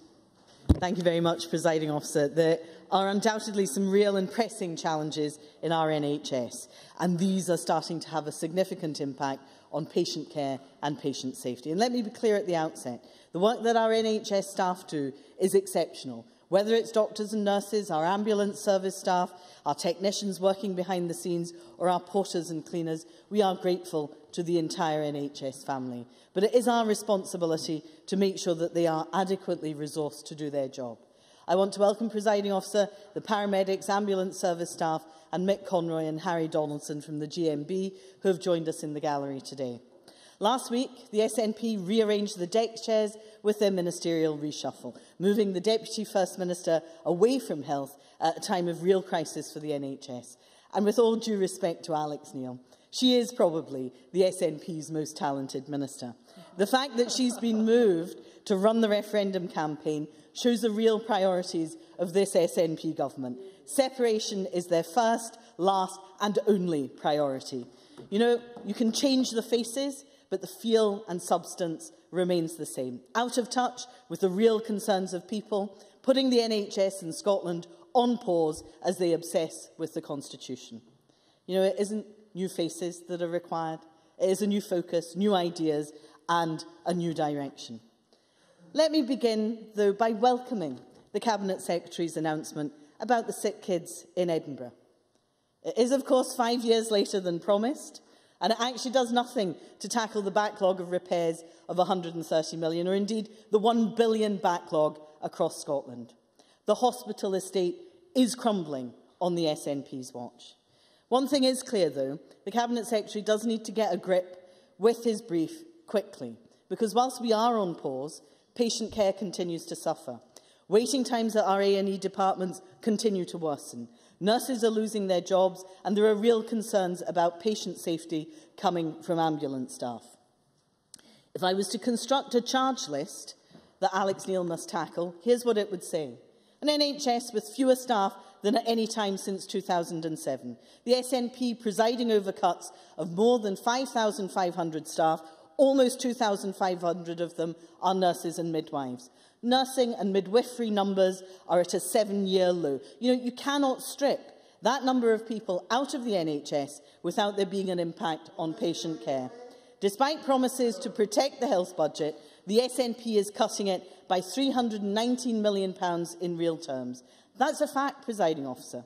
Add to that the fact that inflation in the health service runs higher, prescribing budgets are already overspent at this point in the year, and you have real downward pressure on the budget. Patients are going without basic provisions like blankets, and shame on the SNP and the First Minister that it took my two constituents coming to this chamber before you recognised the problem and took action.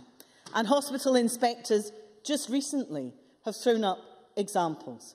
In one case, only one working shower with no shower curtain shared between 15 patients in Glasgow Royal Infirmary.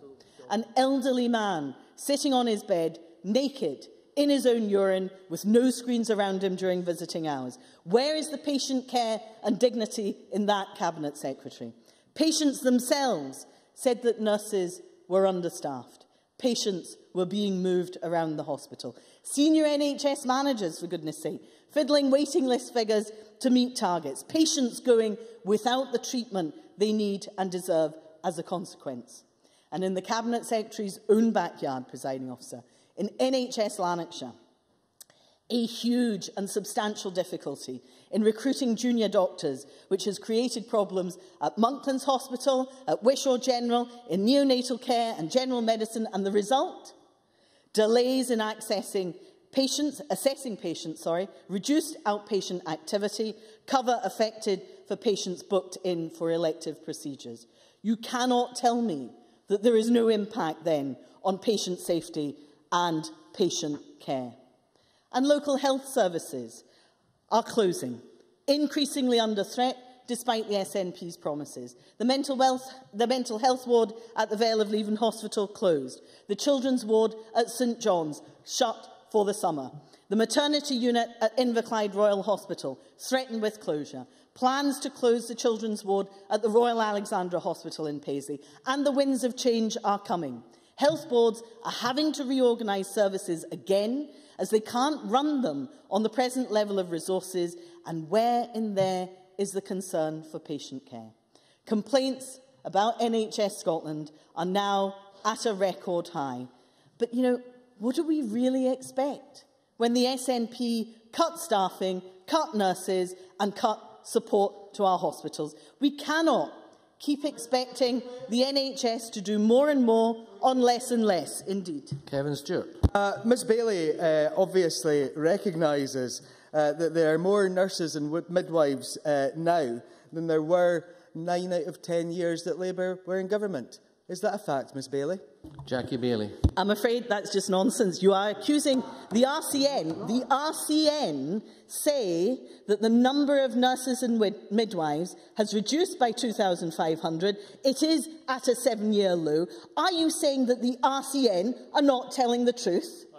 I'm frankly shocked. Nicola Sturgeon, though, let me turn to the ambulance service. Nicola Sturgeon promised 4 years ago that ambulances would be crewed by 2 staff, including a paramedic, in all but exceptional circumstances. I have to tell you, Presiding Officer, single crewing is now back and in many cases almost routine. One paramedic told me about Sunday and Monday mornings when the relief shift is routinely single-manned because the staff coming off duty can't safely go out again. And this isn't an isolated incident. There is evidence of single manning in Helensburgh, in Wick, in Dumfries, in Glasgow, right the way across Scotland. And then, Presiding Officer, there are the ambulance shifts that are being dropped entirely in St Andrews, Kirkcaldy, Glasgow, Paisley, Greenock, the Vale of Leven, virtually every part of Scotland. And let me, just so that there's no doubt about this, give you the numbers for the Vale of Leven so you can appreciate the scale of the problem. In the space of roughly a month from June, 29 shifts were dropped. 6 of them were urgent tier shifts. And last month, a further 22 shifts were dropped. And this week, one whole paramedic response unit has been dropped for the entire week. These are my constituents, and their patient care is not the priority. On a number of occasions, Presiding Officer, there are 2 vehicles on night shift instead of 3. In Kirkintilloch, there was only 1 ambulance on over an entire weekend in August to cover an enormous geographical area. And the use of private ambulances under the SNP seems to be on the increase. But they're also changing the skills mix, Presiding Officer, so that drivers, who do a valuable job, but drivers are replacing technicians. Drivers are even replacing paramedics in emergency vehicles. Patient care will suffer if you confuse skills in that way. And one paramedic said, do you know, the management are playing Russian roulette with people's lives.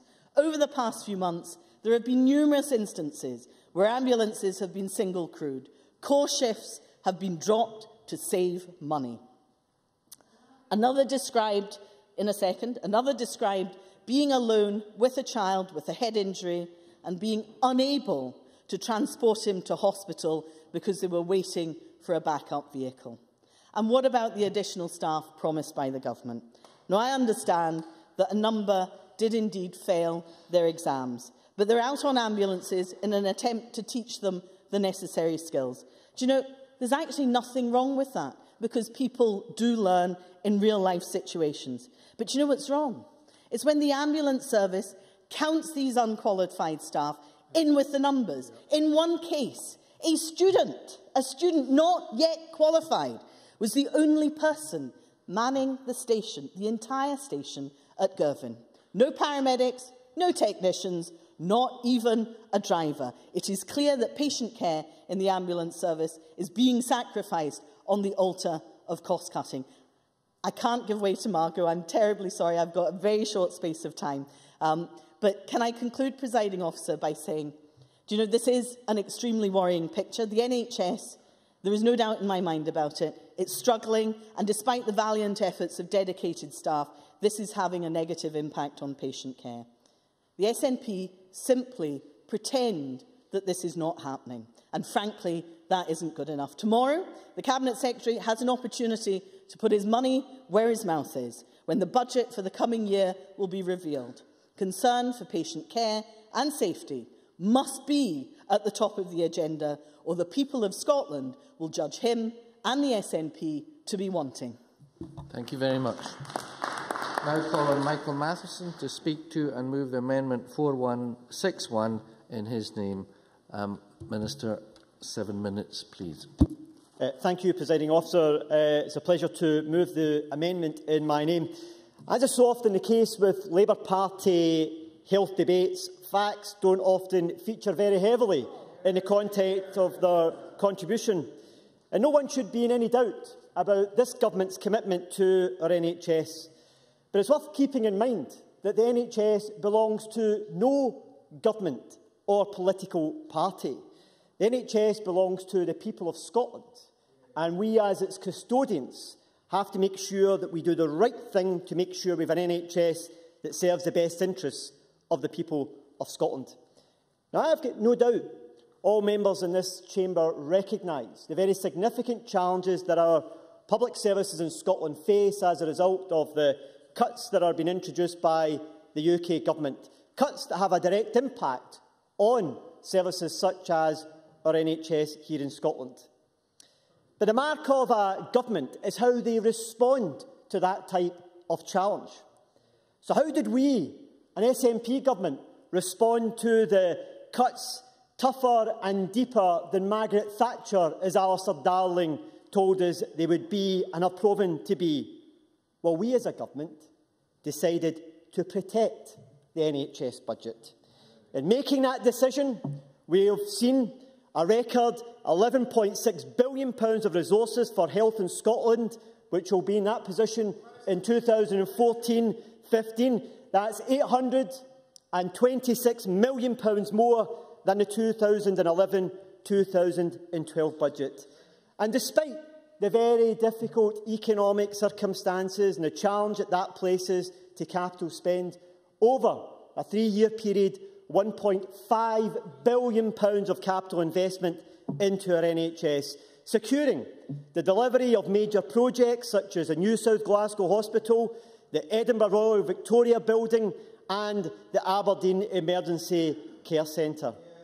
But what was the Labour Party response to these unprecedented UK cuts? The cuts which are tougher and deeper than Thatcher that started under the Labour government in London. Well, let me just quote the leader of the Labour Party leading up to the last election, Ian Gray, on this very matter. At the time when Jackie Baillie was their health spokesperson, in there championing the cause for the NHS in Scotland, well, Ian Gray said his response to these unprecedented cuts would be, we wouldn't ring-fence the health budget. So despite all the huffing and puffing, the crocodile tears, the demands for more money here, more money there, the Labour money tree, what do we get? A party that isn't even prepared to stand up and protect the NHS budget in Scotland. I'll give way to Jackie Baillie. I have made clear on a number of occasions our absolute view that the NHS budget should be protected. I'm disappointed that the Minister still fails to understand that, but can I say, in terms of crocodile tears, I find it incredibly hypocritical for a government that is stripping away 2,500 nurses and midwives from the NHS to say that we're crying crocodile tears, when actually what you're doing is dissembling with the truth. Minister. Unfortunately, Jackie Baillie's problem is that her leader overruled her at the time. And as Ian Gray said on Newsnight Scotland, we wouldn't ring-fence the budget. So we'll take no lectures from a party that wasn't even committed to protecting the NHS budget when we were prepared to protect the NHS budget. Hypocrisy is not on this side of the chamber, it's certainly on that side of the chamber. But I've got no doubt that members across this chamber receive concerns from their constituents at various times about concerns within our NHS. I receive them as a constituency MSP as well. And I recognise that our NHS doesn't always get it right. But as a government, we're committed to making sure that we drive forward further improvements within our NHS in Scotland. And I heard Jackie Baillie talking about patient complaints and patient satisfaction. Let's look at some of the facts that so often devoid from Labour health debates. 88% of people said they were very or fairly satisfied with their local health service in 2011, up from 81% when we inherited it from the Labour Liberal Democrat administration. And she also talks about the issues that have been highlighted by the inspection regime within our NHS. Who introduced the inspection regime? In order to drive forward the improvements we need in our NHS, to make sure that we start to get the improvements which are so necessary in various areas. That's the type of positive progress we have been making, and that's why we have taken forward policies to make sure that it drives forward further improvements. But we've also heard, I'll give way to Margaret MacDonald. Margaret MacDonald. I would like to get this right, Presiding Officer. Does the government allege that they are spending 800,000 more than was spent in the last Labour budget in the health service? And does Labour allege that the SNP has reduced the spending by which percentage? I don't know that yet, so I can't make up my mind who it is who's crying the crocodile tears. Minister. Margaret MacDonald, as I said in my speech, by 2014-2015, we'll have a record £11.6 billion going into our NHS, which is the highest amount that the NHS has ever had, an additional £826 million on the 2011-2012 budget. But I also want to tackle the issue of waiting times that's so often raised by Labour as well. Well, in June, 92.4% of patients were seen and treated within the 18 weeks from initial referral against an expected standard of 90. But members might be interested to know that in Labour Party-controlled Wales, they have a 26-week target, and in June, only 81.9% of patients were treated within that particular time frame. But I want to turn to the issue around the ambulance service as well, because I've also heard the concerns that have been raised by Jackie Baillie and by the trade unions, and she's correct. We as a government are very clear with the Scottish Ambulance Service. We wish to see the elimination of single rostered emergency ambulance provision. And we've taken that very seriously, and we've pursued that with the Scottish Ambulance Service. In June 2012, the number of single-crewed rostered single-crew members in Scotland was 0.7%. That shows you it is a small amount, an amount which we are determined to eliminate with the exception of exceptional circumstances. But these types of issues, I don't think, are helped by people like Jackie Baillie come along here trying to give people the pretence that the NHS in some way is on its knees, because NHS is not on its knees. It's facing up to the challenges which it has to face, but at the same time, it's a government behind it that's prepared to support it in meeting those challenges. Many thanks. Now, Colin Jackson-Carlaw, 5 minutes, please. Thank you, Presiding Officer. Deputy Presiding Officer, we're not here to debate Wales. We're not here to debate the National Health Service in England. We're not even here any longer after 6 years to debate the record of the last Labour Liberal Democrat coalition on health. We are here to debate the record of the government that has been in office for the last 6 years with responsibility for health. And I have to say, I came to this debate minded to support the government's amendment if carried this afternoon. But in view of the performances I've heard from the front bench, and frankly, the intervention which was arrogant, smug and belligerent from Mr Stewart, we will now vote against the motion were it to be amended later on this afternoon. Quite extraordinary.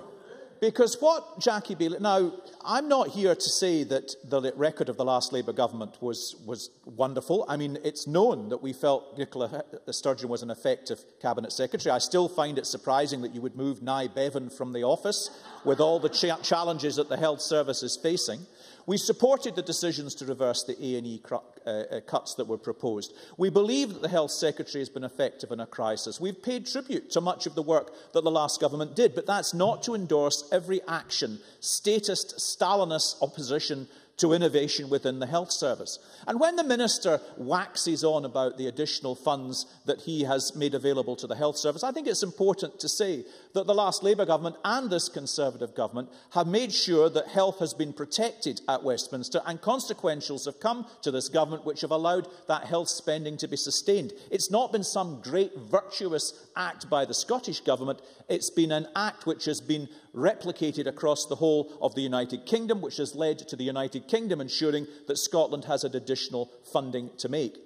But this government turned its back on ways within that budget to manage its finances efficiently.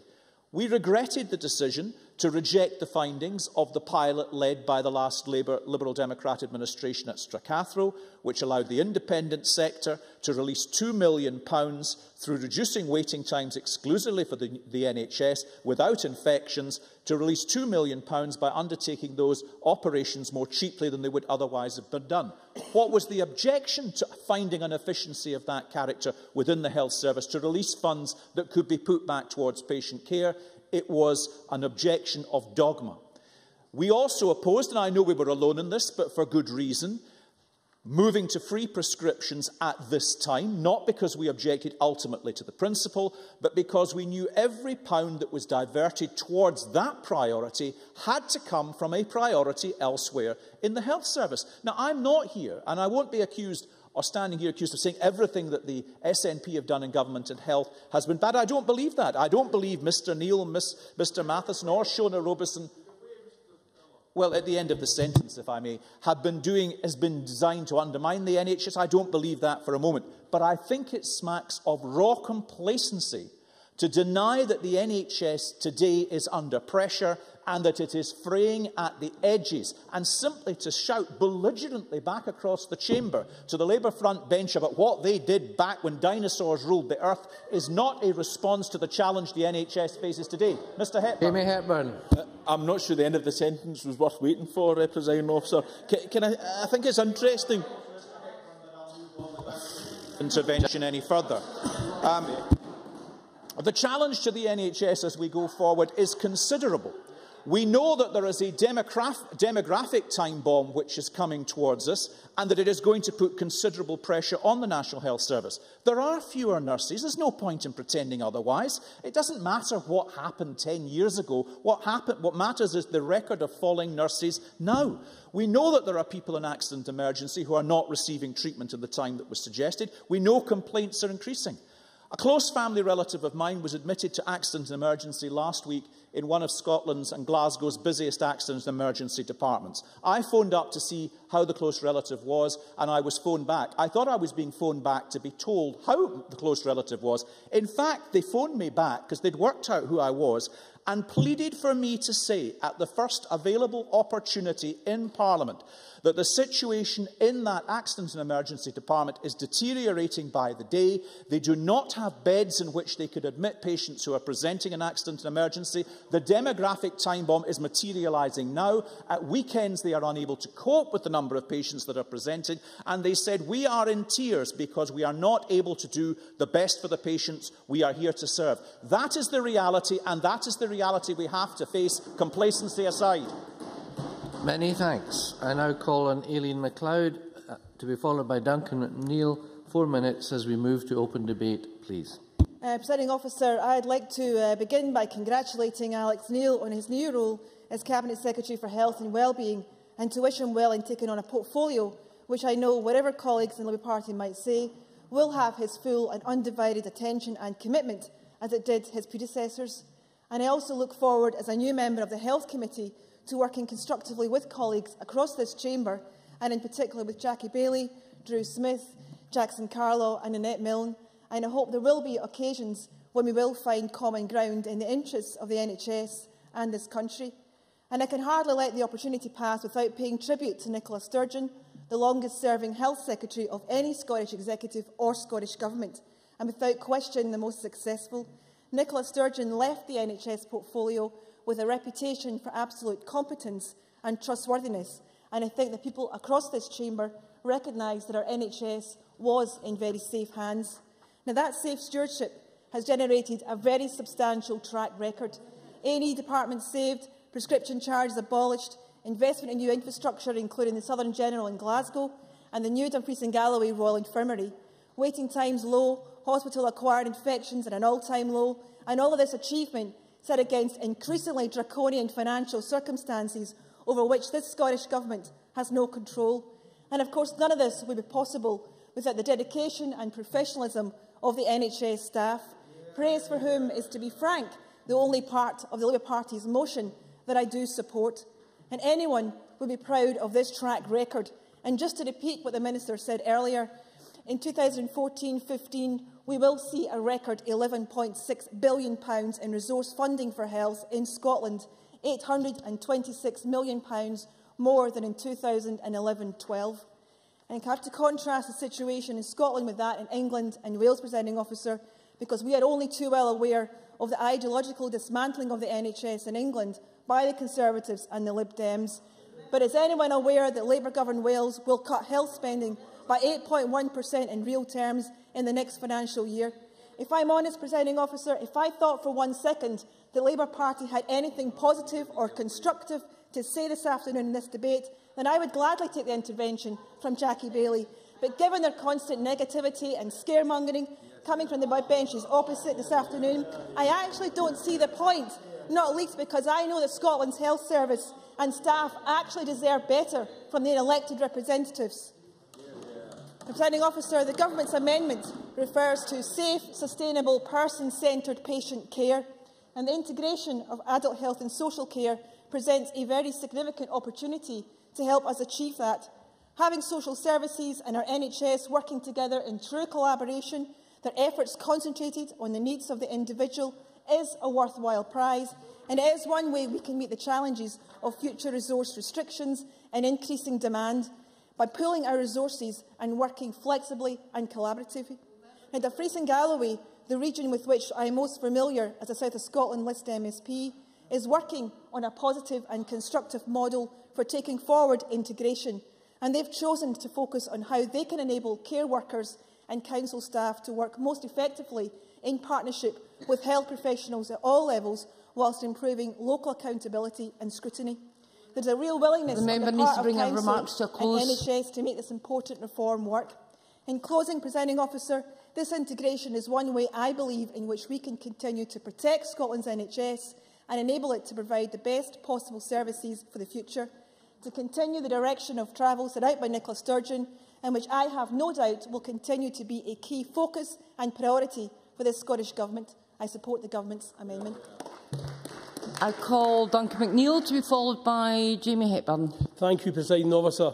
During the debate already we've heard from colleagues who have touched on the number of areas where patient care has fallen below acceptable standards. And in my brief contribution, I would like to focus on the levels of care for elderly patients with dementia or cognitive impairment, which have been identified by Health Care Improvement Scotland during their recent inspection of wards across the country, and have also been raised by Alzheimer's Scotland, the Royal College of Physicians of Edinburgh. I have taken time to analyse some of these reports produced by Health Care Improvement Scotland, and while it's important to note the inspection watchdog has often highlighted the positive interactions between staff and patients, unfortunately, they've also underlined a number of areas where health boards must and need to improve. Presiding Officer, there have been 10 inspection reports published so far, and I hope that the facts arising from them will not be disputed by the front bench. Some of the examples that occur again and again are patients are not being routinely assessed for dementia or cognitive impairment upon admission. Indeed, the Royal College of Physicians of Edinburgh recently reinforced this concern by stating that almost half of elderly patients on wards have dementia but have not been diagnosed. Care plans are not always being put in place.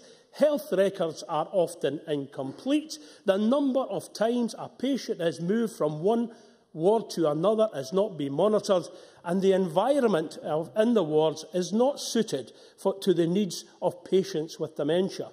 The results of these failures, Presiding Officer, is that there will be elderly patients who during their stay will feel confused, frightened, isolated, culminating in a loss of dignity described earlier by Jackie Baillie, to them as individuals, upset to their families, and great reputational risk to the National Health Service.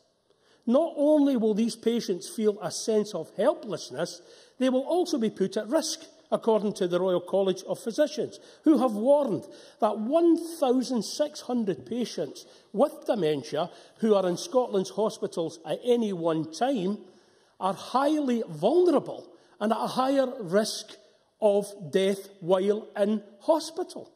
Presiding Officer, now that I've covered some of the issues and concerns that have been raised by the reports, I would like to say a few words regarding the role of health boards and Health Care Improvement Scotland in this process. First, the health boards need to understand the reasons for the poor level of care that has been identified by HIS, to ensure that they develop action plans that fully address the problems. However, at this moment in time, I do not have full confidence that this is happening.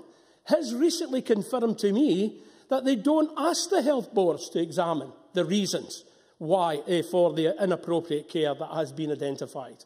What's more, they don't appear to monitor the action plans produced by the health boards. Moreover, they don't have the power to enforce action if the boards are failing to meet their own standards. Member needs to bring his remarks to a close soon. It also appears that they don't have to validate the claims. I could go on, Presiding Officer, but given the fact that we have heard from the Minister today in his opening remarks, when he said we should judge a government by their actions, the question is, given the light of this evidence, why has there been so little response? Why is there even less action? Presiding Officer, why are we waiting for action on these serious situations? I now call Jamie Hepburn to be followed by Rhoda Grant. Thank you, President Officer. Earlier this week, the Royal College of Nursing launched a campaign called This is Nursing to challenge the negative publicity about patient neglect and poor conditions. And one of the nurses featured in the campaign is Alan Cook, a registered nurse in the acute stroke department at Glasgow Royal Infirmary. And he said, my motto is to look after someone the way I would look after my own mum or dad.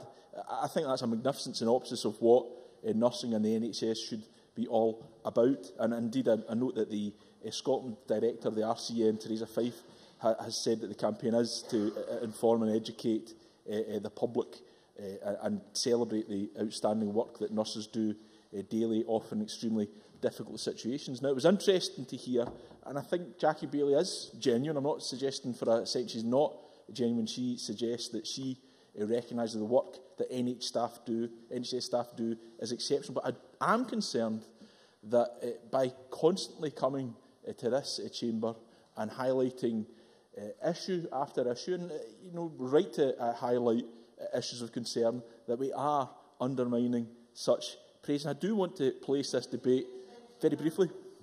Jackie Baillie.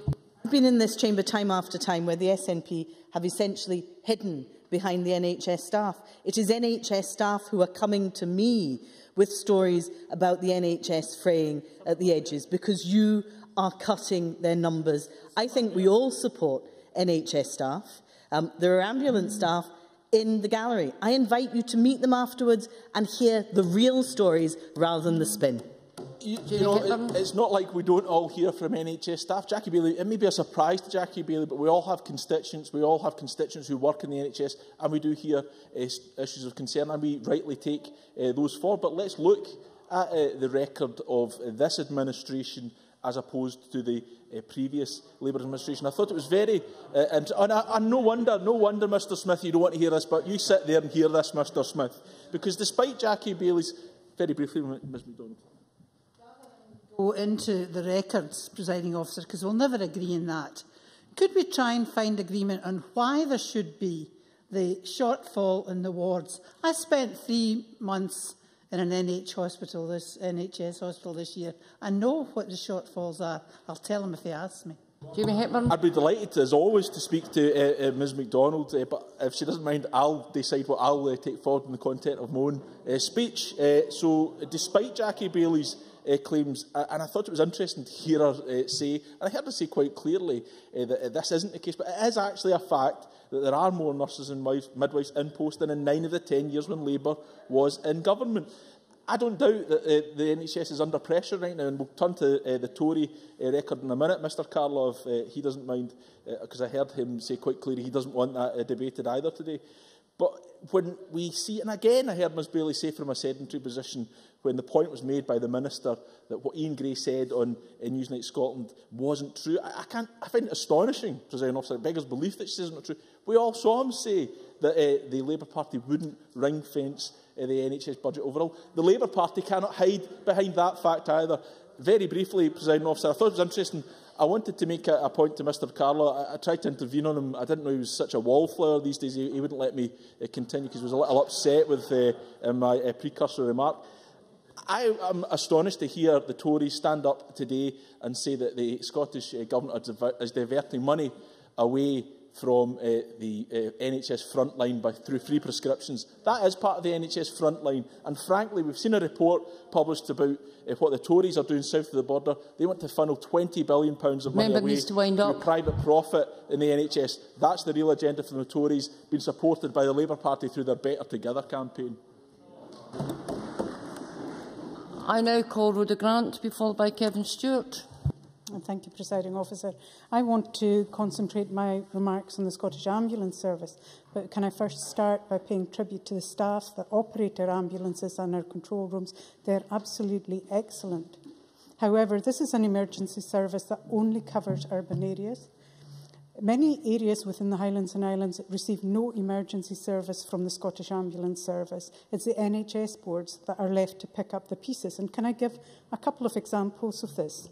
We had a recent case in Ardnamurchan where NHS Highland had provided an on-call nurse to tend to emergencies because the nearest Scottish Ambulance Service ambulance was based more than an hour away. When the post holder left, it was then NHS Highland that was left to deal with the fallout regarding emergency provision. And the best the Scottish Ambulance Service could suggest was the use of first responders, relying on unpaid members of the community to do their own job for them. Indeed, asking volunteer firefighters if they would be able to take on this job. There's another example in Glenelg. Real concerns were raised by the community there when their GP was seconded, because it was that GP that had provided emergency cover. The nearest ambulance station was in Kyle, and Kyle itself is probably about an hour away over very difficult roads and indeed dangerous conditions in the winter. But worse still is the station at Kyle is often covered by staff based in Broadford and Skye when there are staff shortages.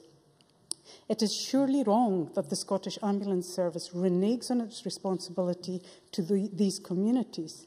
And in the past, single manning of ambulances was commonplace in the Highlands and Islands, and indeed I had tales where there was 2 ambulances and indeed an air ambulance trying to attend to one casualty because they had to travel such large distances and were not adequately staffed. But Nicola Sturgeon appeared to address that issue, and she promised the Parliament that it would only happen in exceptional circumstances. But staffing shortages mean that single crewing is again becoming commonplace. Alternatively, shifts are covered by people who live some distance apart, and we hear stories of delays in responding to 999 calls, while the ambulance waits for backup to arrive from the nearest station. And this can add long periods of time that put people's lives at risk, and the delay to responding to 999 calls are even worse when the response time due to geography is already far too long. This is not only an issue that puts patients' lives at risk. Dropped shifts are also doing that, and I'm not taking an intervention because time is very short, and I have a lot of points to make. Trade unions are telling us that current practice is when a day shift is covered by overtime, there is a real risk that the on-call shift will not be covered at all. And it's because the service is not willing to pay extra for on-call when they have already paid for overtime. Therefore, they want people to cover it for free. And the trade unions tell us that some staff will be available for free, but others won't. There's also stories that are in breach of employment legislation where staff are being asked to work over 7 hours without a meal break, and then instead of being given a meal break at that point, told instead to go and deal with 999 calls. These staff are being left to take the responsibility of life and death decisions. Presiding Officer, we're moving to single services for police and fire, and we need to make sure that they are accountable and don't follow the Scottish Ambulance Service model. We need to learn that Scotland-wide targets don't work for rural areas because they hide a lack of service, and we need to build in accountability. We haven't had a meeting with the Scottish Ambulance Service since 2008. Prior to that, it was quarterly. The government need to take responsibility for this. They are the only people that the Scottish Ambulance Service are responsible to. I now call Kevin Stewart. Thank you, Presiding Officer. Can I welcome Mr Neil to his new role? I'm sure he'll do exceptionally well, and I mean that most sincerely, unlike some of the others who have said the same in this chamber. Can I turn to Jackson Carlaw, first of all, who obviously doesn't want us to discuss certain things today, but I find it quite ironic that he started by calling me arrogant, smug and belligerent, because he's a master of all three traits in this chamber on a daily basis, it has to be said. He obviously doesn't want us to talk about facts or talk about what's happening elsewhere in the UK at this moment in time. But let's give some facts. First of all, as the Minister rightly pointed out, we're about to see a record spend of £11.6 billion in Scotland's National Health Service. We have more qualified nurses per 1,000 population in Scotland than anywhere else in the United Kingdom. 7.9 nurses and midwives compared to 5.9 in England and 7.2 in Wales. Overall, there has been an increase in the NHS workforce of 3,331.4 whole-time equivalent from September 2006 to June 2012. A headcount of 3,475. I'll give way to Mrs MacDonald. Margaret MacDonald. Thank you, Presiding Officer. I have the greatest respect for the colleague, and he's fairly boned up in his figures. But this was the reality for me. Night shift. There should have been 4 nurses under a sister. There were 2 nurses, one needing a hip replacement and the other needing a knee replacement. I was better able to lift the patients than they were. That was the reality. Kevin Stewart. I thank Mrs MacDonald for her intervention. And I know that there are situations that occur like this quite often. I mean, we get that in our mailbag. But they are not the norm in our hospitals in this country. Now, we would all like to spend even more on our National Health Service, but the only way that we are going to be able to do that is if we control our own affairs. At this moment in time, we are constricted by a fixed budget. And now I'm going to come to the effects that what's happening down south will have on our NHS, which may see a real decline, because we have just seen published a 227-page document in England, the Clinical Advisory Group for Prescribed Services. It has been said by Ian Clarke in his blog, The Green Benches, and Dr Clarke is a founder of the Labour think tank Labour Left and has defended Labour's introduction of commissioning at local level based on the argument that Labour would not have allowed monopolies to happen at a national scale. He is saying that this paves the way for centralised and accelerated sell-off of specialist services within the NHS at a national level. He adds, if these services, or products, as they refer to them on page 6, are to go ahead and be sold off, it would represent the biggest brain drain in the history of the NHS. Mr Stewart, I have a point of order. Can I ask what the peroration about the English Health Service has got to do with the Scottish Health Service? I'll tell you exactly what it's got to do with the... Mr Stewart, can you sit down, please? Yep. I think what Mr Stewart is doing is making a contrast. He is very briefly referring to the English Health Service, and I would hope he would move on from that quickly. What I would say, Presiding Officer, is that this document and the consequences of this, which will inevitably lead to cuts south of the border, means that the Barnett consequentials of health will be cut to this Parliament. The member needs to wind up. Fact. The member needs to wind up. I want to see the health service protected, Presiding Officer. I think we are at great risk from what's happening elsewhere. I think that the NHS is safe in this government's hands, but let's keep an eye on what's... We now move to the wind-up speeches. Can I call Nanette Milne? Ms Milne, you have about 5 minutes. Presiding Officer, I'd also like to congratulate the Cabinet Secretary on his new role and wish him well as he comes to grips with a health service which is unremittingly and increasingly under pressure as it tries to cope with the ever-rising demands of an ageing population at one extreme of life and a higher birth rate at the other. I don't know if he expected his baptism of fire to be closing for the government in a debate led by Jackie Baillie for Labour, but I look forward to his no doubt robust response to criticism of his government's management of the NHS when he gets to his feet in a few minutes' time. However, notwithstanding the cut and thrust of political debate, I hope that none of us ever forget that we're dealing with people's well-being and lives when we discuss the NHS, and that it's not enough, as the First Minister and others always do when put under pressure, to deflect the criticism onto the Westminster Government, which has continued to protect the health budget, whatever they say, or the health boards, which are struggling to make ends meet, all part, no doubt, of the SNP's obsession with the separation agenda. As the RCN has said to us, greater transparency and more publicly available information is needed on how the health budget is spent, so that we can properly scrutinise the impact on healthcare of decisions made by government centrally and by health boards locally. And the Health and Sport Committee intends to look very carefully at the budget proposals to be announced tomorrow. No government minister nowadays, sadly, will admit to shortcomings in the system, but the story on the ground is often very different, and we've heard a number of examples of that today, from Jackie Bailey, whose contribution on the ambulance service in particular was horrifying, and from Jackson Carlaw about A&E services in Glasgow, and from many other speakers, various issues across the chamber. What concerns me particularly is the fall in nursing numbers, and I've seen the pressures myself in the acute sector when I was in hospital last year for hip replacement surgery. Now this, although a very common procedure, is actually major surgery, and things can easily go wrong in the early days of recovery when skilled nursing is essential. I couldn't fault the care I received from a dedicated and skilled team of nurses, but they were working under real pressure, and their morale was quite low.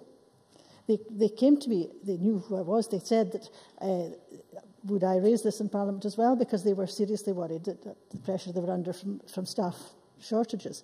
There were adequate numbers during the day, but like Margot MacDonald, I found the situation at night quite concerning, when during my stay in the ward, it was staffed by one charge nurse, who was a superb nurse, and one young auxiliary. The charge nurse told me he was looking after 6 intravenous drips in the ward. There were several frail elderly patients who required help with toileting, and of course there were the usual drugs and breakfasts to be dispensed. No serious problems arose, fortunately, but it would have taken just one emergency situation for that to change rapidly. And I know this staffing shortage is of concern to both nurses on the ground and to senior management. My experience is just one small example, but it's not fair to put our nursing staff under such severe pressure, and government needs to look at how this situation can be improved. As we've heard across the chamber today, all is not as rosy on the ground as the government would appear to believe. And with regard to spending on the NHS, after the interesting session the Health and Sport Committee held this week on the vexed issue of access to drugs in the NHS, perhaps the government should instigate a societal debate on this issue and also consider scrutinising other healthcare interventions as rigorously as the availability of drugs. In other words, should we have an equivalent of an SNC to assess the range of procedures available to patients? As pressures increase on resources, these are the sort of difficult issues we'll have to face up to. But in my opinion, we do not start with cutting frontline services like nursing. And if we continue to do so, we'll have to deal with the consequences. We on this side are not criticising for criticism's sake, but there's no doubt that the demographic time bomb is already here, and that services are finding it difficult to cope with the extra demands put on them. I'm part of that demographic time bomb, presiding officer, and I have a serious personal interest in the effective functioning of the NHS.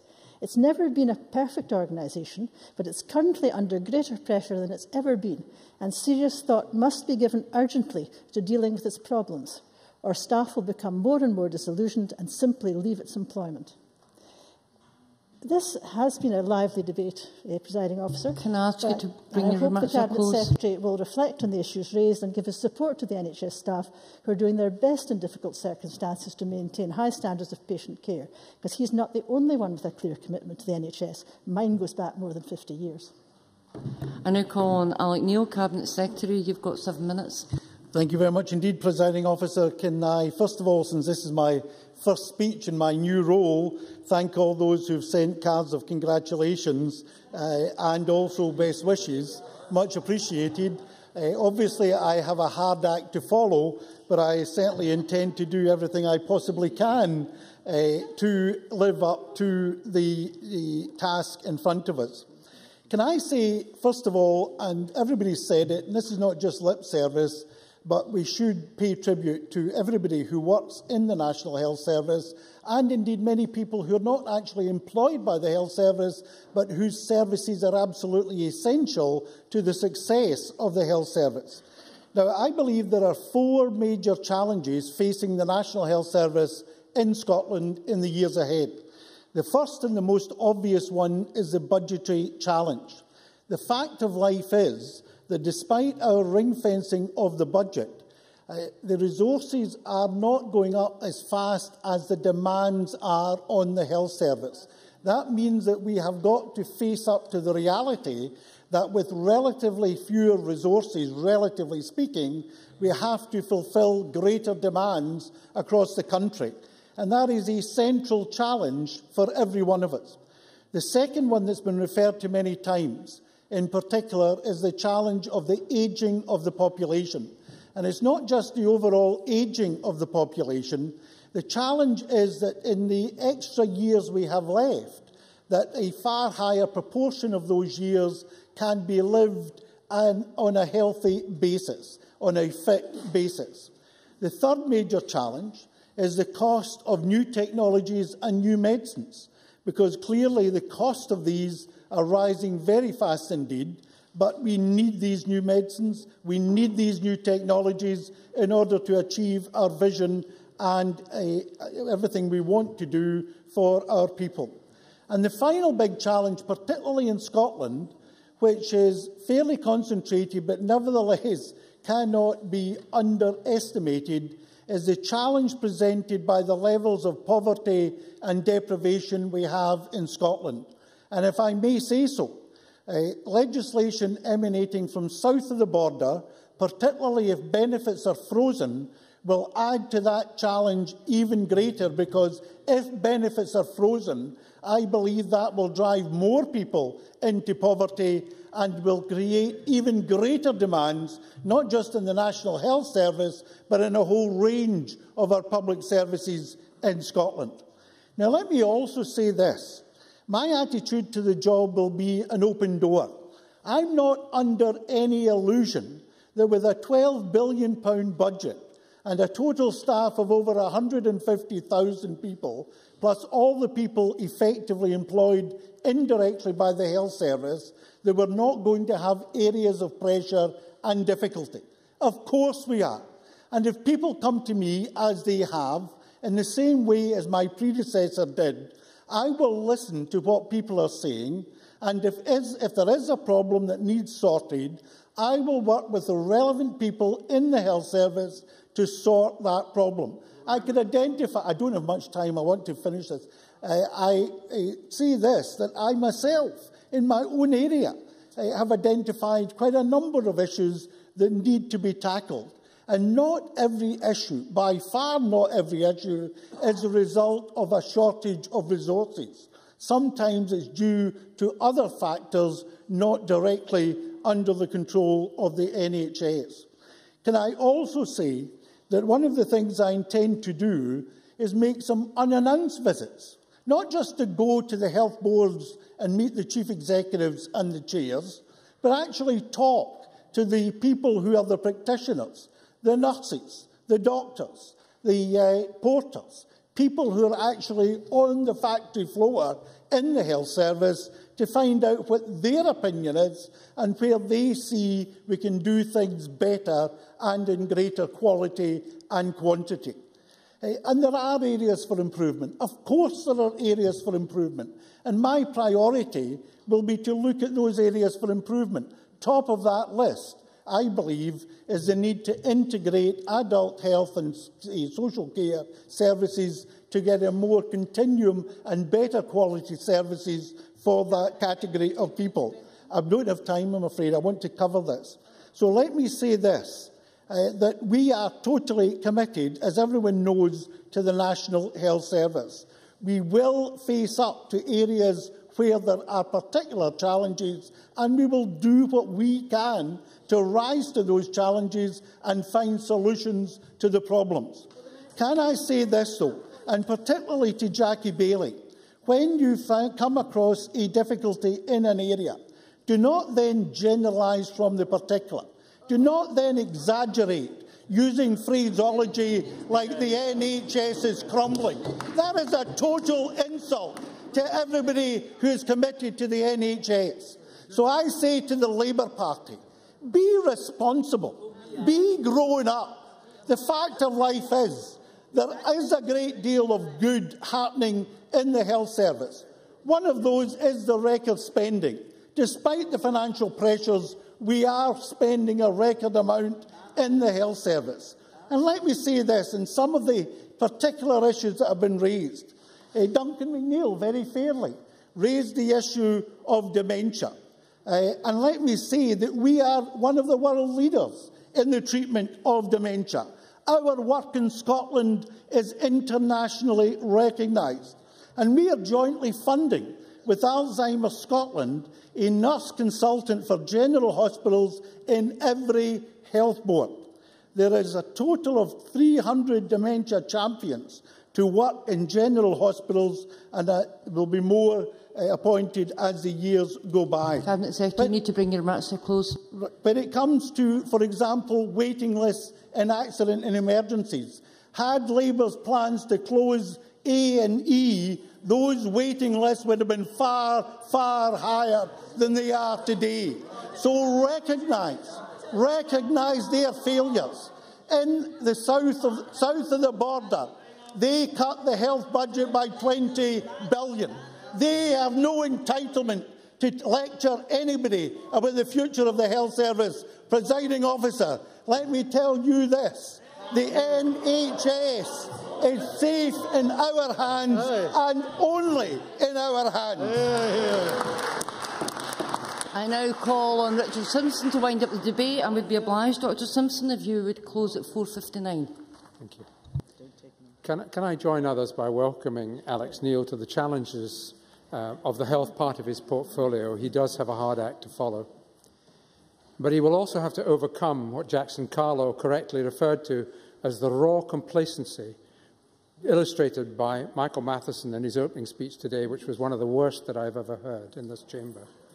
And it was matched only by the repetitive, recycled speeches from the backbenchers. I welcome the initial tone of Alex Neil's speech today, because for the first time it was admitting that the health service is under severe pressure. And that glimpse of reality, that just glimpse of reality, gives me some hope that we might move forward. This has been an interesting debate. The motion and opposition amendments reflect a reality that is the opposite of the hyperbole of the SNP's motion of self-congratulation and the self-deception contained in their amendment. So I welcome, again, as I say, the Cabinet Minister's initial remarks about some of the realities that he did refer to, because demographics are going to really confront us. It is already happening. Let us look at the speeches that were given.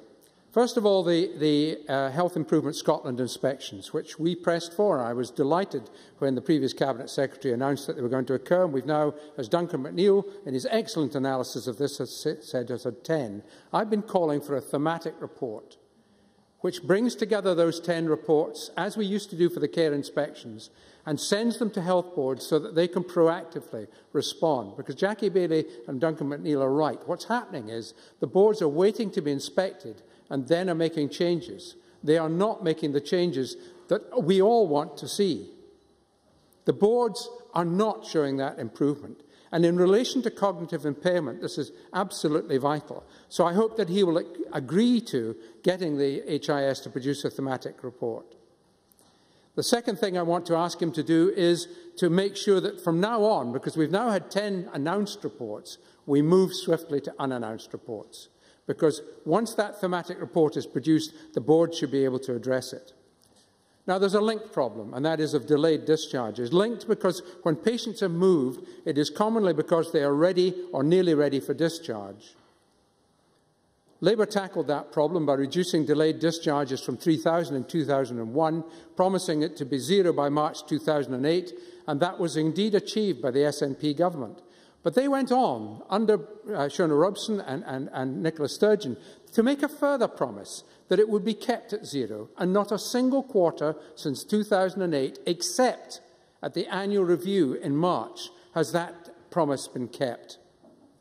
Tonight, there will be 1,000 patients occupying beds, 630 of whom are on the delayed discharge database, fit to be discharged.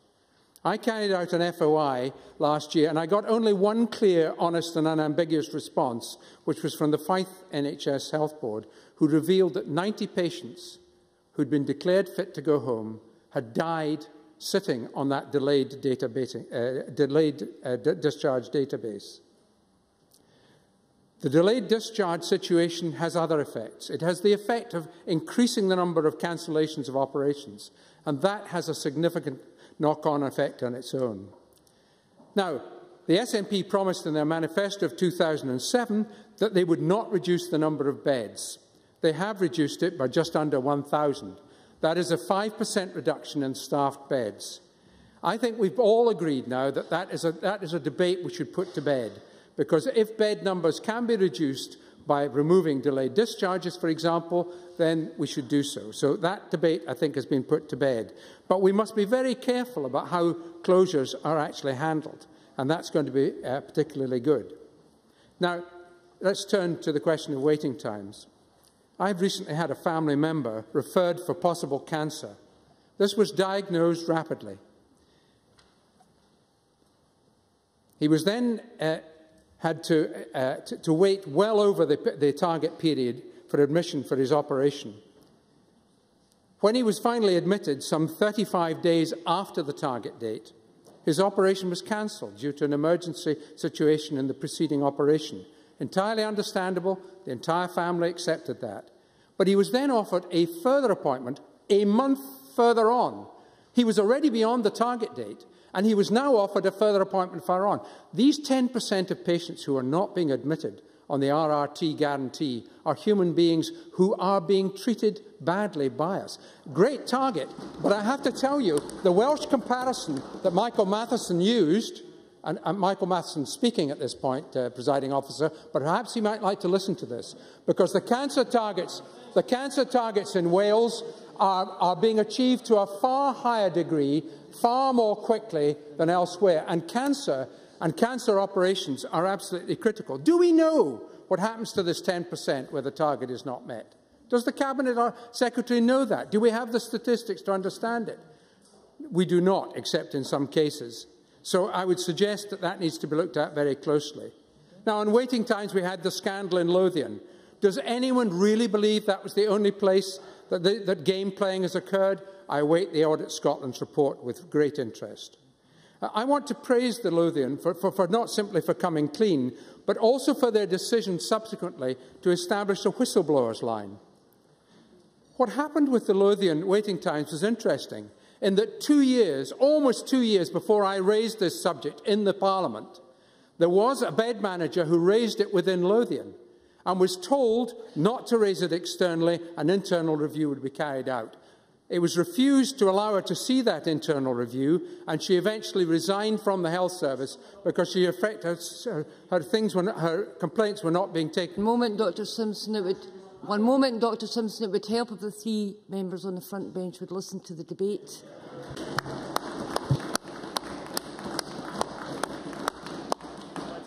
That individual resigned. She resigned because she was gagged.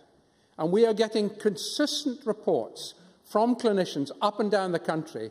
Because I was previously a doctor, I have many contacts still, and I'm repeatedly being told that health boards are gagging clinicians from talking to us as MSPs, indeed, as I said yesterday in the Health Committee, from talking to the Health Committee. So another thing I hope the new Cabinet Secretary will do, will issue a very clear instruction to health boards that if they are caught gagging any clinician from talking to MSPs about the pressures that the health service is under, that they will be dealt with extremely severely.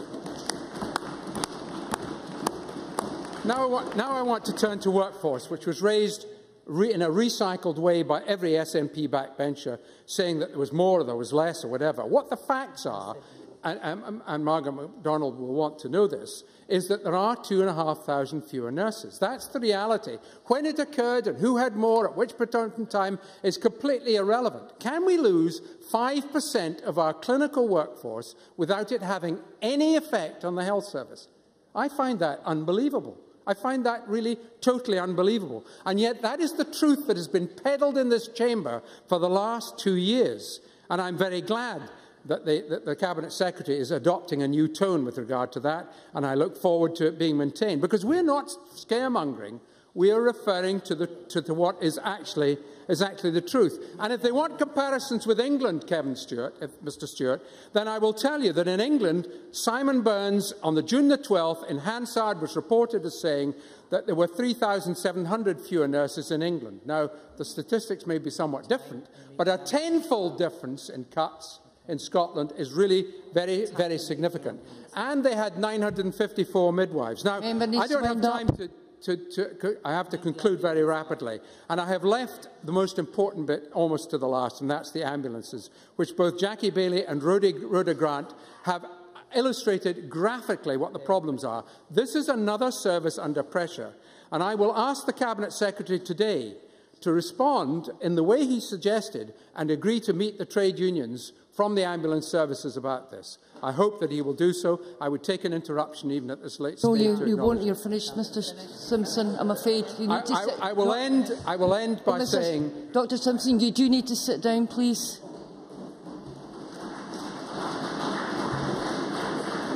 That concludes the debate on patient care. We now move to the next item of business. The next item of business is consideration of business motion 4189 in the name of Joe Fitzpatrick on behalf of the Parliamentary Bureau setting out a business programme. Any member who wishes to speak against the motion should press the request to speak button now. I call on Joe Fitzpatrick to move motion number 4189. No member is asked to speak against the motion, therefore I will now put the question to the Chamber. The question is that motion number 4189 in the name of Joe Fitzpatrick be agreed to. Are we all agreed? The motion is therefore agreed to.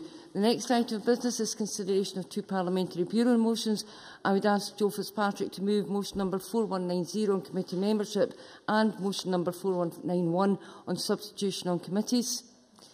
The question on these motions will be put at decision time. There are 6 questions to be put as a result of today's business.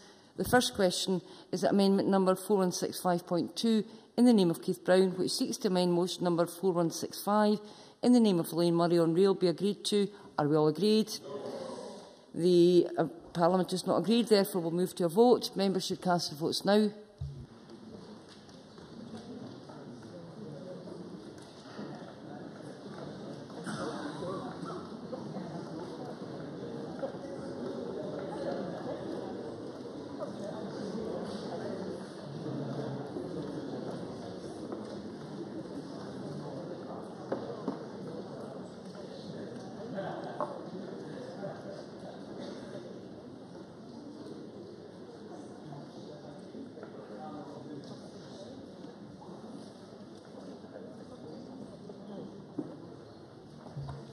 The result of amendment number 4165.2 in the name of Keith Brown is as follows. Yes, 64. No, 55. There was 1 abstention. The amendment is therefore agreed to. The next question is that motion number 4165 in the name of Elaine Murray as amended on rail be agreed to. Are we all agreed? Yes. The Parliament is not agreed. Therefore, we'll move to a vote. Members should cast their votes now.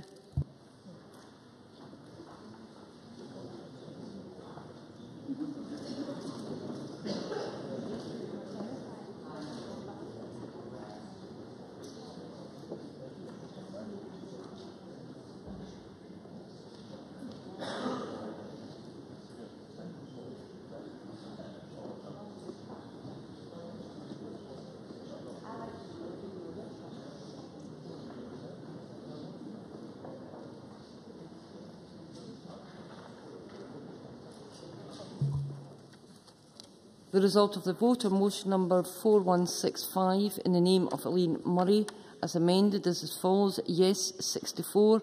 No, 55. There was 1 abstention. The motion as amended is therefore agreed to. The next question is amendment number 4161.1 in the name of Michael Matheson, which seeks to amend motion number 4161 in the name of Jackie Bailey on patient care be agreed to. Are we all agreed? Yes. The Parliament is not agreed, therefore we'll move to a vote. Members should cast their votes now.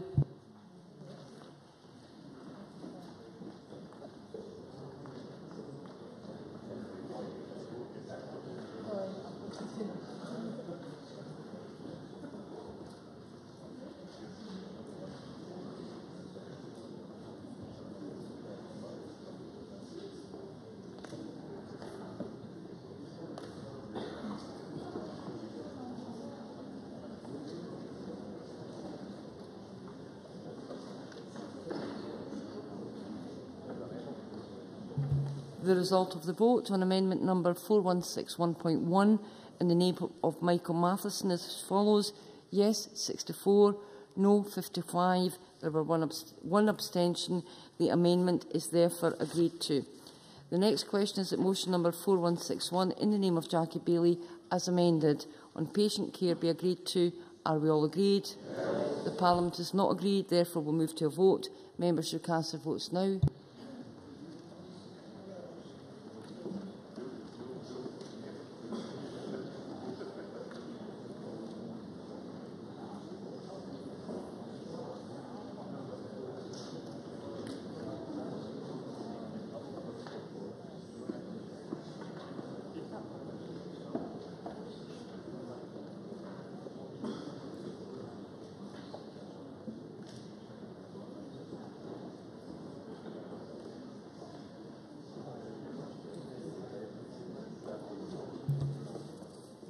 The result of the vote on motion number 4161 in the name of Jackie Bailey as amended is as follows. Yes, 63. No, 55. There was one abstention. The motion as amended is therefore agreed to. The next question is that motion number 4190 in the name of Joe Fitzpatrick on committee membership be agreed to. Are we all agreed? Yes. The motion is therefore agreed to. The next question is that motion number 4191 in the name of Joe Fitzpatrick on substitution on committees be agreed to. Are we all agreed? The motion is therefore agreed to. That concludes decision time. We now move to members' business. Members who are leaving the chamber should do so quickly and quietly.